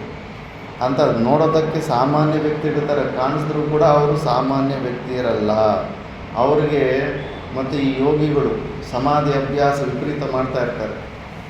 ಈ ಪ್ರಪಂಚ ಪ್ರತೀತಿ ಕೂಡ ಮಾಯ ಆಗಬೇಕು ಅಂತ. ಯಾಕಂದರೆ ಇದು ಮಿಥ್ಯಾ ಪ್ರಪಂಚ ಅಲ್ಲ, ಇದು ನನಗೆ ಕಾಣಿಸ್ದೇ ಆಗ್ಬಿಡ್ಬೇಕು ಅಂದ್ಬಿಟ್ಟಿದ್ದು ಮನಸ್ಸು ಪ್ರಾಣಾಯಾಮಾದಿಗಳು ಮಾಡಿಕೊಂಡು ಮನಸ್ಸನ್ನು ಕಟ್ಟಿ ಹಾಕಿಬಿಟ್ಟು ಅಂಥ ಒಂದು ಜಡ ಸಮಾಧಿಗೆ ಹೋಗ್ಬಿಡ್ತಾರೆ ಅವರು. ಆದರೆ ಈ ಜ್ಞಾನಿಗೆ ಇದು ಜ್ಞಾನ ಸಮಾಧಿ. ಅವನು ಈ ಪ್ರತೀತಿಗಾಗಲಿ ತನ್ನ ಜೀವಭಾವ ಪ್ರತೀತಿಗಾಗಲಿ ಯಾವುದಕ್ಕೂ ಅವನು ಬಗ್ಗೋದೇ ಇಲ್ಲ, ಅದರ ಜೊತೆ ಸಂಬಂಧನೇ ಇಟ್ಕೊಳ್ಳೋದಿಲ್ಲ. ಆದ್ದರಿಂದ ಅವನು ಸಮಾಧಿ ಅಭ್ಯಾಸಗಳು ಮಾಡೋದಿಲ್ಲ, ಅವನು ವಿಕ್ಷೇಪಗಳು ತೆಕ್ಕೊಳ್ಳುವಂಥ ಪ್ರಯತ್ನಗಳು ಮಾಡೋದಿಲ್ಲ. ತನಗಿಂತ ಭಿನ್ನವಾದದ್ದು ಈ ಪ್ರಪಂಚದಲ್ಲಿ ಏನು ಕಂಡೋದೇ ಇಲ್ಲ. ಯಾವುದರಿಂದ ಅವನು ಹೆದರಿ ಹೋಗಬೇಕು? ಅವನು ಯಾವ ಪರಿಸ್ಥಿತಿಯಿಂದ ಯಾವ ಪ್ರತೀತಿಯಿಂದನೂ ಅವನು ಹೆದರೋದಿಲ್ಲ. ಎಲ್ಲವೂ ಮಿಥ್ಯಾತ್ವ ನಿಶ್ಚಯ ಆಗಿಬಿಟ್ಟಿರುತ್ತೆ.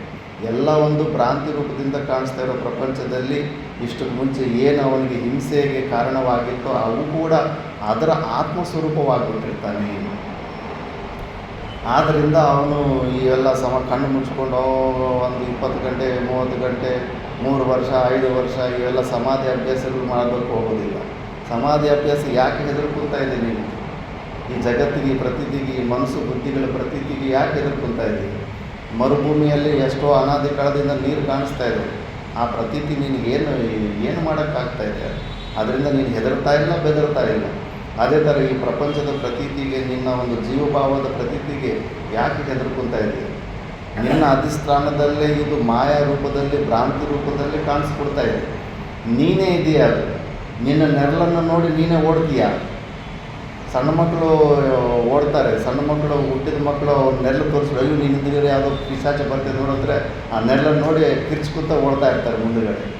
ಅದೇ ಥರ ನಾವು ಹೆದರ್ತಾ ಇದ್ದೀವಿ. ಪ್ರಪಂಚ ಎಲ್ಲವೂ ನಮ್ಮ ನೆರಳಿದ್ದಂಗೆ, ಭ್ರಾಂತಿಗಳು ಪ್ರತಿಯೊಂದಕ್ಕೂ ಅಧಿಷ್ಠಾನದಲ್ಲಿ. ಯಾವ ಕ್ರಿಯೆಯಿಂದ ನೀನು ತಪ್ಪಿಸ್ಕೋಬೇಕಂತ ಪ್ರಯತ್ನ ಮಾಡ್ತೀವಿ? ಯಾಕೆ ವ್ಯರ್ಥವಾದಂಥ ಪ್ರಯತ್ನ? ಯಥಾರ್ಥವಾಗಿ ನೀನು ಯಾರಂತ ತಿಳಿದು ಅದಕ್ಕೆ ಆ ಸಮಾಧಿ ಪ್ರಯತ್ನಗಳು ಮಾಡೋದಿಲ್ಲ, ವಿಕ್ಷೇಪ ತೆಕ್ಕೋಬೇಕನ್ನೋ ಪ್ರಯತ್ನಗಳಿರೋದಿಲ್ಲ. ಯಾವುದರಲ್ಲಿ ಎಲ್ಲ ಕ್ರಿಯೆಗಳಿಗೂ ವಿರಮಣ ಮಾಡಿಬಿಡ್ತಾರೆ. ಫಸ್ಟ್ ಈ ನಿತ್ಯಾಸ ಶರೀರ ಸಂಗಾತಿಗಳು ತಾದಾತ್ಮ್ಯನ ತೆಕ್ಕೊಂಡ್ಬಿಡ್ತಾನೆ. ಈಗ ಬಾತ್ರೂಮ್ ನಮ್ಮದು ಅಂತ ಅಂದ್ಕೊಂಡಾಗಲೇ ಅದನ್ನು ಕ್ಲೀನ್ ಮಾಡ್ಕೋಬೇಕು. ಈ ಬಾತ್ರೂಮ್ ಪಕ್ಕದ ಮನೆ ಒಂದು ಅಂತ ಆದಮೇಲೆ ಪಕ್ಕದ ಮನೆಯ ಬಾತ್ರೂಮ್ ಕ್ಲೀನ್ ಮಾಡೋಕ್ಕೆ ಹೋಗ್ತೀವಿ. ಅಂತಃಕರಣ ನಮ್ಮದು ಅಂತ ಅಂದ್ಕೊಂಡಾಗ ಅದನ್ನು ಶುದ್ಧಿ ಮಾಡೋದಕ್ಕೆ ಹೋಗ್ತೀವಿ. ಅಂತಃಕರಣವೇ ನಾನಲ್ಲ ಅಂತ ಸಾಕ್ಷಿ ಭಾವದಿಂದ ನೋಡ್ಕೊಂಡಾಗ ಇವೆಲ್ಲ ವ್ಯರ್ಥವಾದಂಥ ಪ್ರಯತ್ನಗಳು ಏನಕ್ಕೆ ಮಾಡೋಕ್ಕೆ ಹೋಗ್ತೀವಿ. ಉತ್ತಮ ಅಧಿಕಾರಿ ಆದರೆ ಡೈರೆಕ್ಟಾಗಿ ಮೆಸೇಜನ್ನು ಇಟ್ಕೊಂಡ್ಬಿಡ್ತಾನೆ, ಅಲ್ಲೇ ರೆಸ್ಟ್ ಕೊಟ್ಟೋಗ್ಬಿಡ್ತಾನೆ, ಕಂಪ್ಲೀಟ್ ವಿಶ್ರಾಂತಿಗೆ ಕೊಟ್ಟೋಗ್ಬಿಡ್ತಾನೆ. ಪ್ರತಿಯೊಂದು ಕ್ರಿಯೆ ಕೂಡ ಅಜ್ಞಾನ ಮೂಲಕವೇ ಆಗಿರುತ್ತೆ. ಆದ್ದರಿಂದ ಆ ಅಜ್ಞಾನನೆಲ್ಲ ತೊಲಗಿಸ್ಕಿರೋ ಅಂಥವನು ಜ್ಞಾನ ಸಮಾಧಿ, ಸಹಜ ಸಮಾಧಿ ಸ್ಥಿತಿಯಲ್ಲಿರ್ತಾನೆ. ಈ ಪ್ರತೀತಿ ಜಗತ್ತು ಪ್ರತೀತಿಗೆ ಅದಕ್ಕೆ ಇದಕ್ಕೆ ಹೆದರೋದಿಲ್ಲ. ಯಾಕಂದರೆ ಈ ಪ್ರತೀತವಾಗ್ತಿರುವಂಥ ಜಗತ್ತು ತನಗಿಂತ ಭಿನ್ನವಾಗಿದೆ ಅನ್ನೋ ಭಾವನೆಯೇ ಇಲ್ಲ. ತನ್ನ ಅಧಿಷ್ಠಾನದಲ್ಲೇ ಭ್ರಾಂತಿ ರೂಪದಲ್ಲಿ ತಾನೇ ಎಲ್ಲವೂ ಆಗಿದ್ದಾನೆ ಅಂತ ತೋರಿಸ್ಕೊಳ್ತಾ ಇರುತ್ತೆ. ಪಂಚದಶಿಯಲ್ಲಿ ಒಂದು ದೃಷ್ಟಾಂತ ಬರುತ್ತೆ, ಹೇಗೆ ಯೋಗಿಗೂ ಜ್ಞಾನಿಗೆ ಡಿಫ್ರೆನ್ಸ್ ಏನು ಅಂತ. ಅಲ್ಲಿ ಒಬ್ಬ ರಾಜ ಒಂದು ಪ್ಯಾಲೇಸ್ಗೆ ಹೋಗೋ ದಾರಿಯಲ್ಲಿ ಆ ಕಡೆ ಒಂದು ಗೋಡೆ, ಈ ಕಡೆ ಒಂದು ಗೋಡೆ ಇರುತ್ತೆ. ಪೇಂಟಿಂಗ್ ಕಾಂಪಿಟೇಷನ್ ಇರ್ತಾನೆ. ಆ ಪೇಂಟಿಂಗ್ ಕಾಂಪಿಟೇಷನ್ ಇಟ್ಟರೆ ಒಂದು ಕಡೆ ಗೋಡೆಗೆ ಯೋಗಿ, ಇನ್ನೊಂದು ಕಡೆ ಗೋಡೆಗೆ ಜ್ಞಾನಿ ಇರ್ತಾನೆ. ಈ ಯೋಗಿ ಬೆಳಗ್ಗೆಯಿಂದ ಸಾಯಂಕಾಲ ತನಕ ಕಷ್ಟಪಟ್ಟು ಏನೇನೋ ಡಿಸೈನ್ ಎಲ್ಲ ಹಾಕಿ ಆ ಗೋಡೆಯನ್ನು ಫುಲ್ಲು ಪೇಂಟಿಂಗಲ್ಲಿ ಡಿಸೈನ್ ಮಾಡ್ತಾ ಇರ್ತಾನೆ. ಇನ್ನು ಸಾಯಂಕಾಲ ಬಂದು ರಾಜ ಪರೀಕ್ಷೆ ಮಾಡೋಂಥ ಸಮಯ. ಈ ಜ್ಞಾನಿ ಮಾತ್ರ ಏನೂ ಮಾಡೋದಿಲ್ಲ, ಹಾಯಾಗಿ ನಿದ್ದೆ ಮಾಡ್ಕೊಂಡು ಹಾಯಾಗಿರ್ತಾನೆ. ಇನ್ನೇನು ರಾಜ ಬರೋದಕ್ಕಿಂತ ಸ್ವಲ್ಪ ಮುಂಚೆಗಡೆ ಏನು ಮಾಡ್ತಾನೆ, ಈ ಕಡೆ ಗೋಡೆಗೆಲ್ಲ ಕನ್ನಡಿ ಫಿಕ್ಸ್ ಮಾಡಿಬಿಡ್ತಾನೆ, ಮಿರರ್ ಫಿಕ್ಸ್ ಮಾಡಿಬಿಡ್ತಾನೆ. ಆ ರಾಜ ಬರೋ ಅಷ್ಟೊತ್ತಿಗೆ ಇವನು ಬೆಳಗ್ಗೆಯಿಂದ ಸಾಯಂಕಾಲ ತನಕ ಏನೆಲ್ಲ ಕಷ್ಟಪಟ್ಟು ಪೇಂಟಿಂಗ್ ಮಾಡಿರ್ತಾನೋ ಅದು ಈ ಕಡೆ ಗೋಡೆಗೆ ಅದಕ್ಕಿಂತ ಇನ್ನೂ ಚೆನ್ನಾಗಿ ಕಾಣಿಸ್ತಾ ಇರುತ್ತೆ ಕನ್ನಡಿಯಲ್ಲಿ. ರಾಜ ಹಬ್ಬ ಇವನು ನಿನ್ನ ಟ್ಯಾಲೆಂಟ್, ನಿನ್ನ ಅದ್ಭುತ ಅಂದ್ಬಿಟ್ಟಿದ್ದು ಆ ಜ್ಞಾನಿಗೆ ಪ್ರೈಸ್ ಕೊಟ್ಬಿಡ್ತಾನೆ. ಅಂದರೆ ಈ ಸ್ಟೋರಿಯಲ್ಲಿ ತಾತ್ಪರ್ಯ ಏನಂದರೆ, ನೀನು ವ್ಯರ್ಥವಾದ ಪರಿಶ್ರಮ ಮಾಡಿ ಏನೇನೋ ಪ್ರಾಣಾಯಾಮ ಅದು ಇದು ಏನೇನೋ ಬೆವರೆಲ್ಲ ಸುರಿಸ್ಕೊಂಡು ನೀನು ಏನಾದು ಜಡ ಸಮಾಧಿ ರೂಪದಲ್ಲಿ ಸ್ವರೂಪದಲ್ಲಿ ನಿಲ್ಲುವಂಥ ಪ್ರಯತ್ನ ಮಾಡ್ತೀಯಲ್ಲ, ಆ ಜ್ಞಾನಿ ತನ್ನ ಆತ್ಮಸ್ವರೂಪನೂ ಆಗ್ಬಿಡ್ತಾನೆ, ಎಲ್ಲದರ ಆತ್ಮಸ್ವರೂಪ. ಯಾಕಂದರೆ ನನ್ನ ಅಧಿಷ್ಠಾನದಲ್ಲಿ ಇವರೆಲ್ಲರೂ ಇದ್ದಾರೆ ಅಂದ್ಬಿಟ್ಟು, ನನ್ನ ಸ್ವಪ್ನದಲ್ಲಿ ಈ ಒಂದು ಯೋಗಿ ಅನ್ನೋ ಒಬ್ಬ ಪವರ್ಫುಲ್ ಕ್ಯಾರೆಕ್ಟರ್, ನನ್ನ ಸ್ವಪ್ನದಲ್ಲಿ ಒಂದು ಕ್ಯಾರೆಕ್ಟರ್ ಅನ್ನೋ ಒಂದು ಆತ್ಮ ಬುದ್ಧಿ ಬಂದುಬಿಟ್ಟಿರುತ್ತೆ ಅದರಲ್ಲಿ. ಆದ್ದರಿಂದ ಜ್ಞಾನವೇ ತುಂಬ ಸರ್ವಶ್ರೇಷ್ಠವಾದದ್ದಂತ. ಎಷ್ಟೋ ಜನ ಯೋಗಿಗಳು ಜ್ಞಾನಿಗಳ ಸಂಘರ್ಷ ನಡೆದಿದೆ. ಮಹಾರಾಷ್ಟ್ರದಲ್ಲಿ ಚಾಂಗದೇವ್ ಮತ್ತು ಸಂತ ಜ್ಞಾನೇಶ್ವರ ಅಂತ ಇವ್ರ ಮಧ್ಯದಲ್ಲಿ ಸಂಘರ್ಷ ನಡೆದಿದೆ. 280 ವರ್ಷ ಏನೋ ಜೀವಿಸಿರ್ತಾನೆ ಆವಾಗಲೇ ಚಾಂಗದೇವ್. ಈತೆ ಜಡರೂಪವಾದಂಥ ಸಮಾಧಿಯನ್ನು ಹೊಂದು ಅನಿಮ ಗರಿಮಾದಿಗಳಲ್ಲಿ ಕೆಲವೊಂದು ಸಿದ್ಧಿಗಳನ್ನು ಕೂಡ ಹೊಂದಿರ್ತಾನೆ. ಇನ್ನು ಪ್ರಪಂಚದಲ್ಲಿ ಚಮತ್ಕಾರಗಳಲ್ಲಿರ್ತಾವಲ್ಲ, ನಮಸ್ಕಾರಗಳು. ಸ್ವಲ್ಪ ನಮಗಿಂತ ಪವರ್ಫುಲ್ಲಾಗಿ ಯಾರಾದರೂ ಸ್ವಲ್ಪ ಅತೀತ ಅಲೌಕಿಕವಾದಂಥ ಶಕ್ತಿಯನ್ನು ಹೊಂದಿಬಿಟ್ರೆ ಅಲ್ಲಿ ಸರೆಂಡರ್ ಆಗಿಬಿಡ್ತಾರೆ. ಅದರಿಂದ ನಮ್ಮ ಆತ್ಯಂತಿಕ ದುಃಖ ನಿವೃತ್ತಿ ಆಗ್ತಿದೆಯಾ, ಪರಮಾನಂದ ಪ್ರಾಪ್ತಿ ಬರ್ತಿದೆ, ಇದನ್ನು ಚೆಕ್ ಮಾಡಿಕೊಡೋದಿಲ್ಲ. ಲೌಕಿಕವಾದಂಥ ಕೆಲವು ಕೆಲಸಗಳಾಗ್ಬಿಟ್ರೆ ಸಾಕು, ಇವರು ದೊಡ್ಡ ಗುರುಗಳಪ್ಪ ಅಂದ್ಬಿಟ್ಟು ಎಲ್ಲರದ್ದು ಅದೇ ಭಾವನೆ ಇರುತ್ತೆ ಭಾರತ ದೇಶದಲ್ಲಿ. ಅದಕ್ಕೆ ಅಂಥವ್ರಿಗೆ ಹೆಚ್ಚು ಭಕ್ತರಾಗ್ಬಿಡ್ತಾರೆ. ಅವ್ರ ಹತ್ರ ಹೋಗಿದ್ದಕ್ಕೆ ಮಕ್ಕಳಿಲ್ಲದೆ ಮಕ್ಕಳಾಯಿತು, ಮದುವೆ ಆಗದಿರೋ ಮದುವೆ ಆಯಿತು, ಬರೀ ಈ ಲೌಕಿಕ ಲಾಭಗಳೇ ನೋಡ್ತೀರ. ನಿನ್ನ ದುಃಖ ನಿವೃತ್ತಿ ಆಯ್ತಾ ಇಲ್ಲ, ಇದನ್ನು ನೋಡ್ಕೋಬೇಕಲ್ಲ. ಆ ದುಃಖ ನಿವೃತ್ತಿಯನ್ನು ಮಾಡಿಸಿದ್ರೆ ಇಲ್ಲ ಇದನ್ನು ಚೆಕ್ ಮಾಡಿಕೊಡೋದಿಲ್ಲ. ಮನುಷ್ಯನಿಗೆ ಕೋಟಿಗಳು ಕೊಟ್ಟರೆ ಏನು, ಎಷ್ಟು ಆಸ್ತಿಗಳು ಕೊಟ್ಟರೆ ಏನು ಕೊಟ್ಟರು ಕೂಡ ಈ ಪರಮಶಾಂತಿ ಸಿಗೋದಿಲ್ಲ. ಅಜ್ಞಾನದ ಆವರಣೆಯನ್ನು ಭಂಗ ಮಾಡಿಸೋವನೇ ನಿಜವಾದ ಗುರು ಅಂತ ಅಷ್ಟಾವಕರ ಮುಂಚೆ ಶ್ಲೋಕದಲ್ಲಿ ಹೇಳಿದ್ರು. ಅವನೇ ನಿಜವಾದ ಗುರು. ಮಿಕ್ಕಿದವರು ಎಲ್ಲರೂ ಮೋಸನೇ ಮಾಡ್ತಾ ಇರ್ತಾರೆ, ಅವರೆಲ್ಲ ಮೋಸ ಗುರುಗಳೇ ಅಂತಾರೆ. ದಾರಿ ತಪ್ಪಿಸಿಬಿಟ್ಟು ಮತ್ತೆ ಈ ಭ್ರಾಂತಿಯಲ್ಲೇ ಈ ಕೆಸರಿನಲ್ಲೇ ಹೊರಲಾಡೋ ಥರ ಮಾಡ್ತಾರೆ, ಇವರೆಲ್ಲ ಗುರುಗಳಲ್ಲ ಅಂತಾರೆ. ಯಾವನು ಅಜ್ಞಾನ ಆವರಣ ಭಂಗ ಮಾಡಿಸಿ ಈ ಮೋಕ್ಷ ಈ ಪರಮಾತ್ಮ ಸ್ವರೂಪವನ್ನು ಹೊಂದೋ ಥರ ಶಿಷ್ಯನಿಗೆ ಮಾಡ್ತಾನೆ, ಅವನೇ ನಿಜವಾದ ಗುರು ಅಂತ. ಆ ಚಾಂಗದೇವನಿಗೆ ಶಿಷ್ಯರಿಗೆ, ಸಂತ ಜ್ಞಾನೇಶ್ವರ ಸಿದ್ಧರ ಶಿಷ್ಯರಿಗೆ ಜಗಳ ಆಗಿಬಿಡುತ್ತೆ ಅವಾಗ. ನಮ್ಮ ಗುರು ಗ್ರೇಟು ಅಂತ. ಇವರು ಸಂತ ಜ್ಞಾನೇಶ್ವರ ಅಣ್ಣ ತಂಗಿ 4 ಜನ ಇರ್ತಾರೆ. 4 ಜನನೂ ಜೀವನ್ಮುಕ್ತ ಪುರುಷರು.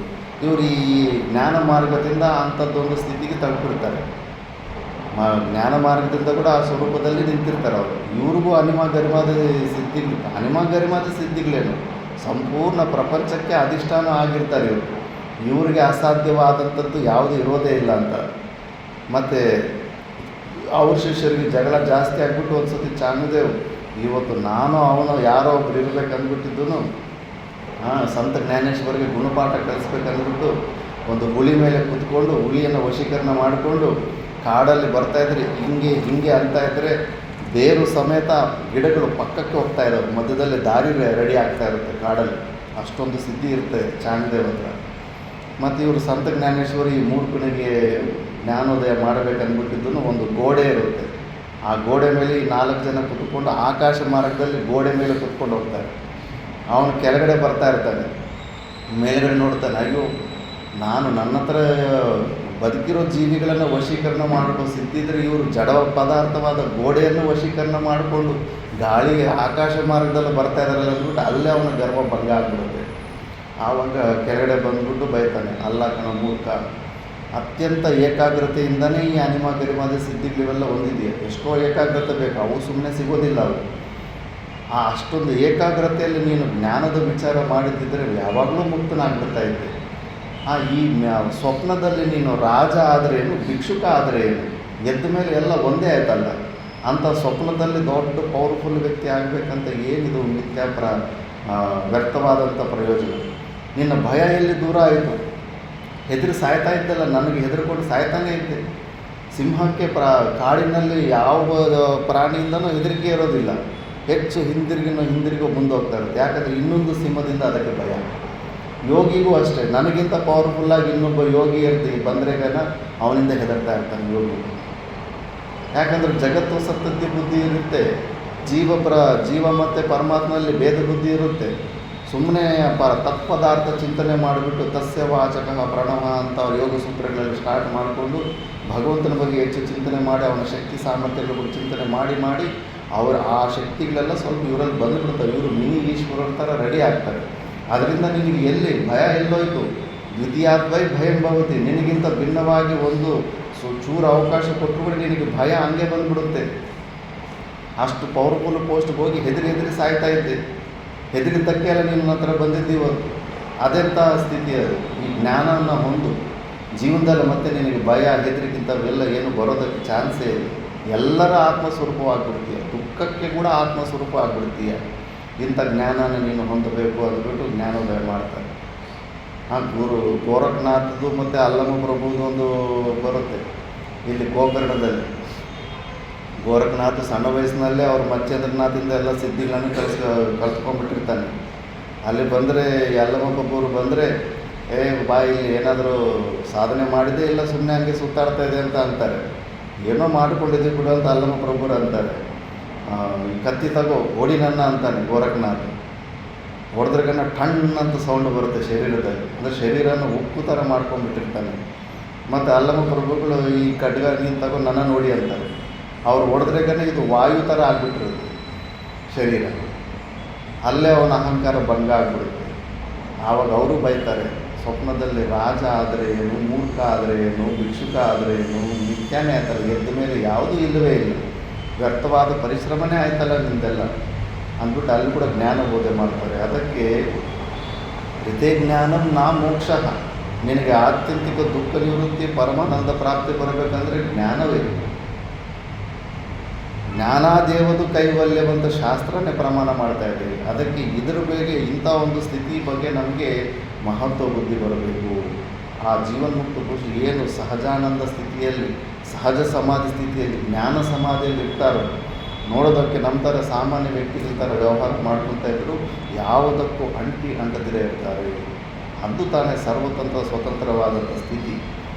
ಅಂಥ ಒಂದು ಸ್ಥಿತಿಯನ್ನು ಹೊಂದಿರ್ತಾರೆ ಮಹಾಪುರುಷರು ಅಂತ ಇಲ್ಲಿ ಅಷ್ಟಾವಕ್ರರು ಹೇಳ್ತಾ ಇದ್ದಾರೆ. ನೆಕ್ಸ್ಟ್ ಶ್ಲೋಕದಲ್ಲಿ ಭಾವವಿಹೀನೋ ಯಃ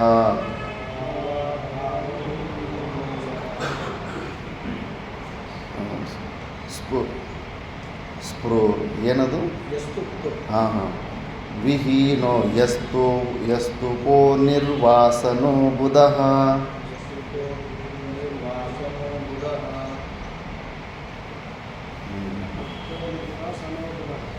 ತೃಪ್ತೋ ಭಾವವಿಹೀನೋ ಯಃ ತೃಪ್ತೋ ನಿರ್ವಾಸನೋ ಬುಧಃ ನೈವ ಕಿಂಚಿತ್ ಕೃತಂ ತೇನ ಲೋಕದೃಷ್ಟ್ಯಾ ವಿಕುರ್ವತ ಭಾವವಿಹೀನೋ ಯಃ ತೃಪ್ತೋ ನಿರ್ವಾಸನೋ ಬುಧಃ ನೈವ ಕಿಂಚಿತ್ ಕೃತಂ ತೇನ ಲೋಕದೃಷ್ಟ್ಯಾ ವಿಕುರ್ವತ.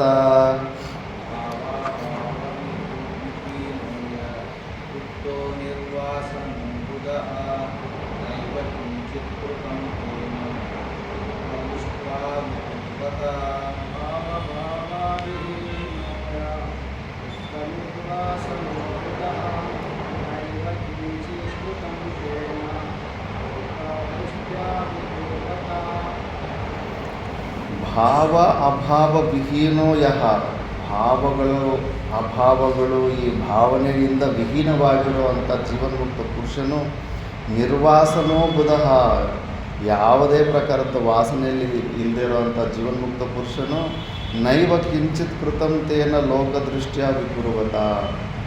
ಲೋಕದಲ್ಲಿರೋರು ಏನಂದರೆ ಏನೇನೋ ಅವರು ಅನ್ಕೋಬೋದು, ಎಲ್ಲ ವಿಕಾರಗಳಲ್ಲೂ ಅವರು ದೋಷ ದೃಷ್ಟಿಯಿಂದ ನೋಡಿ ಅವ್ರು ಹಿಂಗೆ ಮಾಡಿದ್ರು ಇವ್ರನ್ನ ಅನ್ಕೋಬೋದು. ಬಟ್ ಅವ್ರಿಗೆ ಯಾವುದು ಸಂಬಂಧವೇ ಇರೋದಿಲ್ಲ. ಪರಾಶರ ಋಷಿಗಳು ಮತ್ಸ್ಯಗಂಧಿಯ ಮೇಲೆ ಪ್ರಾರಬ್ಧವಶಾತ್ ಮೋಹಿತರಾಗಿ ವ್ಯಾಸ ಭಗವಾನರ ಜನನಕ್ಕೆ ಕಾರಣ ಆಗ್ತಾರೆ. ಹಾಗಂದ್ಬಿಟ್ಟು ಅವರು ಮತ್ತೆ ಈ ಮಾಯಕ್ಕೆ ಸಿಕ್ಕಾಕೊಂಡ್ಬಿಟ್ಟು ಮೋಹಿತರಾಗಿದ್ದಾರೆ ಅಂತ ನಾವು ಅನ್ಕೋಬಾರ್ದು.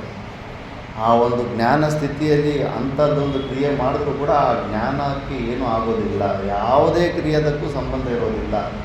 ವ್ಯಾಸ ಭಗವಾನರು ಮಹಾಭಾರತದಲ್ಲಿ ಆ ವಂಶವೃದ್ಧಿಗೆ ಕಾರಣರಾಗ್ತಾರೆ. ಅಂಥ ಒಂದು ಕ್ರಿಯೆ ಮಾಡಿದಾರಲ್ಲ ಅಂದ್ಬಿಟ್ಟು ಅವ್ರ ಮೇಲೆ ನಾವು ಶ್ರದ್ಧೆ ಕಳ್ಕೊಂಡ್ರೆ ನಮ್ಮದೇ ಲಾಸ್ ಆಗುತ್ತೆ. ಅದಕ್ಕೆ ಈ ಪ್ರಪಂಚದಲ್ಲಿ ಲೋಕದೃಷ್ಟಿಯ ಅವ್ರಿಗೆ ಏನು ಬೇಕಾದರೂ ಹುಚ್ಚರ ಅವರು ಊಹೆ ಮಾಡ್ಕೊತಾ ಇದ್ರು ಕೂಡ ಅವರು ಯಾವುದಕ್ಕೂ ಅಂಟದಿರ ಇರ್ತಾರೆ. ಇದೇ ಸತ್ಯ ಅನ್ನೋ ಓಶೋ ಅಂತ ಒಬ್ಬ ಗುರು ಇದ್ದ. ಇದನ್ನು ಸ್ವಲ್ಪ ಡೈರೆಕ್ಟಾಗಿ ಹೇಳಕ್ಕೆ ಹೋಗ್ಬಿಟ್ಟು ಫುಲ್ಲು ವಿರೋಧ ಆಗಿಬಿಟ್ಟು ಹೆಸರು ಕೆಡಿಸ್ಕೊಂಡ್ಬಿಟ್ಟ. ಬಟ್ ವಾಸ್ತವಿಕವಾಗಿ ಅದು ಜ್ಞಾನದ ಮಾತು. ಆ ಜ್ಞಾನದ ಸ್ಥಿತಿಯಲ್ಲಿದ್ದಾಗ ಒಂದು ಪುರಾಣದಲ್ಲೂ ಕೂಡ ಬರುತ್ತೆ, ಯಾರೋ ಒಬ್ಬ ಋಷಿ ಯಮುನಾ ನದಿ ದಾಟಬೇಕಂದ್ರೆ ಶ್ರೀಕೃಷ್ಣ ಪರಮಾತ್ಮನು ಅಸ್ಖಲಿತ ಬ್ರಹ್ಮಚಾರಿ ಆದರೆ ಈ ಯಮುನಾ ನದಿ ನೀರು ಪಕ್ಕಕ್ಕೆ ಹೋಗಲಿ ಅಂತಾರೆ. ನೀರು ಪಕ್ಕಕ್ಕೆ ಹೋಗ್ಬಿಟ್ಟು ದಾರಿ ಬಿಡುತ್ತೆ. 16,000 ಜನ ಹೆಂಡತಿಯರು 16,008 ಜನ ಹೆಂಡತಿಯರು ಇರುವಂಥ 8 ಜನ ಹೆಂಡತಿಯರಿಗೂ ಮಕ್ಕಳಾಗಿರ್ತಾರೆ. ಆದರೂ ಕೂಡ ಅಸ್ಖಲಿತ ಬ್ರಹ್ಮಚಾರಿ ಆಗಿರ್ತಾನೆ. ಅಂದರೆ ಕರ್ತೃತ್ವ ಭಾವನೆ ಇಲ್ಲವೇ ಇಲ್ಲ ಅವರಲ್ಲಿ. ಪರಮಾತ್ಮ ಸ್ವರೂಪನಾದ್ದರಿಂದ, ಅವತಾರ ಪುರುಷ ಆದ್ದರಿಂದ ಯಾರಲ್ಲಿ ಕರ್ತೃತ್ವ ಭೋಕ್ತೃತ್ವ ಭಾವಗಳು ಇಲ್ಲದಿರ ಏನು ಕ್ರಿಯೆಗಳು ಅವ್ರ ಶರೀರದಿಂದ ನಡೆದರೂ ಕೂಡ ಅದು ಅವರಿಗೆ ಸಲ್ಲೋದಿಲ್ಲ. ಜೀವನ್ಮುಕ್ತ ಪುರುಷರ ಶರೀರದಲ್ಲೂ ಕೂಡ ಅಷ್ಟೇ. ಅವರ ಶರೀರ ಸಂಘಾತದಿಂದ ಯಾವುದೇ ಕ್ರಿಯೆ ಆದರೂ ಕೂಡ ಆ ಕ್ರಿಯೆಗೂ ಅವ್ರಿಗೂ ಸಂಬಂಧ ಇರೋದಿಲ್ಲ. ಲೋಕದಲ್ಲಿರೋರು ವಿಪರೀತವಾಗಿ ಏನೇನೋ ಊಹಿಸಿಕೊಂಡು ಹೇಳ್ಕೊಳ್ತಾ ಇರ್ತಾರೆ, ಅಂಥ ಒಂದು ಸ್ಥಿತಿಯಲ್ಲಿರ್ತಾರೆ.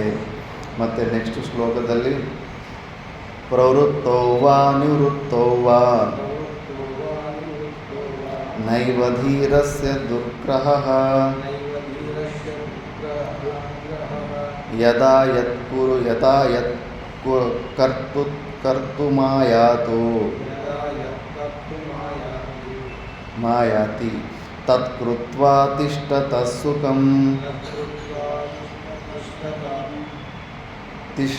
ಸುಖಂ ಪ್ರವೃತ್ತೋ ವಾ ನಿವೃತ್ತೋ ವಾ ನೈವ ಧೀರಸ್ಯ ದುರ್ಗ್ರಹಃ ಯದಾ ಯತ್ ಕರ್ತುಮಾಯಾತಿ ತತ್ಕೃತ್ವಾ ತಿಷ್ಠತಃ ಸುಖಂ.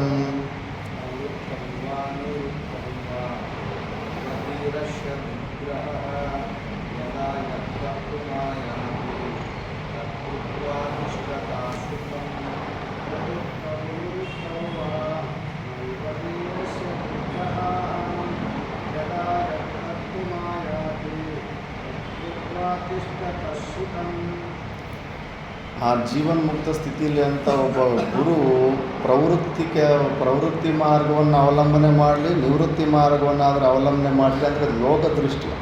ಲೋಕದಲ್ಲಿ ನೋಡೋರಿಗೆ ಅಯ್ಯೋ ಅವರು ಕೂಡ ವ್ಯವಸಾಯ ಮಾಡ್ತಾವ್ರೆ, ಅವರು ಕೂಡ ಹೆಂಡತಿ ಮಕ್ಕಳಿದ್ದಾರೆ, ಅವರು ಸಾಮಾನ್ಯ ವ್ಯಕ್ತಿರಂತ ಇವರು ಆರೋಪ ಮಾಡಿ ಪ್ರವೃತ್ತಿ ಮಾರ್ಗದಲ್ಲಿ ಇದ್ದಾರೆ ಅಂತ ಇವರು ಅನ್ಕೋಬೋದು. ಜನಕ ಮಹಾರಾಜ ರಾಜ್ಯವನ್ನೇ ಆಳ್ತಾ ಇರ್ತಾನೆ, ಆದರೂ ಕೂಡ ಅದಕ್ಕೆ ಅಂಟದಿರ ಇರ್ತಾನೆ. ಅಹಮ್ಮಮ ಭಾವಗಳು, ಕರ್ತೃತ್ವ ಬುದ್ಧಿ ಅನ್ನೋದು ಏನು ಇರೋದೇ ಇಲ್ಲ. ಗುರುಗಳಿಗೆ ಅರ್ಪಣೆ ಮಾಡಿಬಿಟ್ಟಿರ್ತಾನೆ. ಗುರುಗಳು ಕೆಲಸ ಮಾಡ್ತಾ ಇದ್ದಾನೆ ಅನ್ನೋ ಒಂದು ಭಾವನೆಯಲ್ಲಿ ಮಾಡ್ತಾ ಇರ್ತಾನೆ. ಆ ಜೀವನ್ಮುಕ್ತ ಪುರುಷರು ಅದಕ್ಕೆ ಅವರು ಗೃಹಸ್ಥಾಶ್ರಮದಲ್ಲಿದ್ದರು, ವಾನಪ್ರಸ್ಥಾಶ್ರಮದಲ್ಲಿದ್ದರು, ಸನ್ಯಾಸಾಶ್ರಮದಲ್ಲಿದ್ದರು, ಅವರು ನಿವೃತ್ತಿ ಮಾರ್ಗವನ್ನು ಅವಲಂಬನೆ ಮಾಡ್ತಿದ್ದರೂ ಕೂಡ ಇವು ಯಾವುದೂ ಕೂಡ ಅವರಿಗೆ ಸಂಬಂಧವಾಗಿರೋದಿಲ್ಲ. ಎಲ್ಲ ಅವಸ್ಥೆಗಳಲ್ಲೂ ಎಲ್ಲ ಸ್ಥಿತಿಗಳಲ್ಲೂ ಕೂಡ ಅವರು ಸ್ವರೂಪದಲ್ಲೇ ನಿಂತಿರ್ತಾರೆ. ಉಪನಿಷತ್ತುಗಳಲ್ಲಿ ಈ ಸನ್ಯಾಸ ಮಾರ್ಗದಲ್ಲಿರೋ ಜೀವನ್ಮುಕ್ತ ಪುರುಷರಿಗಿಂತ ಹೆಚ್ಚು ಗೃಹಸ್ಥಾಶ್ರಮದಲ್ಲಿದ್ದಿರೋ ಅಂಥ ಜ್ಞಾನಿಗಳ ದೃಷ್ಟಾಂತವೇ ಹೆಚ್ಚಿದೆ. ಜನಕ ಮಹಾರಾಜ ಆಗಲಿ, ಯಾಜ್ಞವಲ್ಕ್ಯರಾಗಲಿ, ಎಲ್ಲರೂ ಕೂಡ ಗೃಹಸ್ಥಾಶ್ರಮದಲ್ಲಿರುವಂಥವ್ರದ್ದೇ ದೃಷ್ಟಾಂತಗಳು ಜೀವನ್ಮುಕ್ತ ಪುರುಷರ ಎಕ್ಸಾಂಪಲ್ಸ್ ಹೆಚ್ಚಿರ್ತಾರೆ. ಆದ್ದರಿಂದ ಅವರು ಪ್ರವೃತ್ತಿ ಜನರ ದೃಷ್ಟಿಯಲ್ಲಿ ಅಯ್ಯೋ ಅವರಿನ್ನೂ ಗೃಹಸ್ಥಾಶ್ರಮದಲ್ಲೇ ಇದ್ದಾರೆ, ಅವರೆಲ್ಲಿ ಗುರುಗಳಾಗ್ತಾರೆ, ಅವರೆಲ್ಲಿ ಜ್ಞಾನಿಗಳಾಗ್ತಾರೆ, ಇವೆಲ್ಲ ಕೂಡ ಇವರು ಭ್ರಾಂತಿಗಳಷ್ಟೇ. ಈ ಸುತ್ತಮುತ್ತಲೇ ಎಷ್ಟೋ ಜನ ಮಹಾಪುರುಷರು ಗೃಹಸ್ಥಾಶ್ರಮದಲ್ಲಿದ್ದು ಕೂಡ ಇಂಥದ್ದೊಂದು ಅದ್ಭುತವಾದಂಥ ಸ್ಥಿತಿಯನ್ನು ಹೊಂದಿರೋರು ಇರ್ತಾರೆ. ಅದಕ್ಕೆ ಆ ಜ್ಞಾನಿಗೆ ಅವ್ರು ಮಾಡೋ ಈ ಶರೀರ ಸಂಘದಲ್ಲಿ ಮಾಡುವಂಥ ಕ್ರಿಯೆಗಳಿಗೂ ಅವ್ರು ಇರುವಂಥ ಸ್ಥಿತಿಗೆ ಸಂಬಂಧವೇ ಇರೋದಿಲ್ಲ. ಅದು ಆ ಸುತ್ತಮುತ್ತ ಇರೋ ಜನರ ಋಣಾನುಬಂಧದಿಂದ ಆ ಶರೀರದಲ್ಲಿ ಆ ಒಂದು ಕ್ರಿಯೆಗಳು ಅವೆಲ್ಲ ನಡೀತಾ ಹೋಗ್ತಾ ಇರ್ತವೆ. ಅಂಥ ಒಂದು ಅದ್ಭುತ ಸ್ಥಿತಿಯಲ್ಲಿ ಇರ್ತಾರೆ ಜೀವನ್ಮುಕ್ತ ಪುರುಷರು ಅಂದ್ಬಿಟ್ಟು ಅಷ್ಟಾವಕ್ರು ಹೇಳ್ತಿದ್ದಾರೆ. ಮಿಕ್ಕಿದ್ದು ನಾವು ನೆಕ್ಸ್ಟ್ ಕ್ಲಾಸಲ್ಲಿ ವಿಚಾರ ಮಾಡೋಣ. ಓಂ ಪೂರ್ಣಮದ ಪೂರ್ಣಮಿದಂ ಪೂರ್ಣಾತ್ ಪೂರ್ಣಮುದಚ್ಯತೆ ಪೂರ್ಣಸ್ಯ ಪೂರ್ಣಮಾದಾಯ ಪೂರ್ಣಮೇವಾವಶಿಷ್ಯತೆ. ಓಂ ಶಾಂತಿ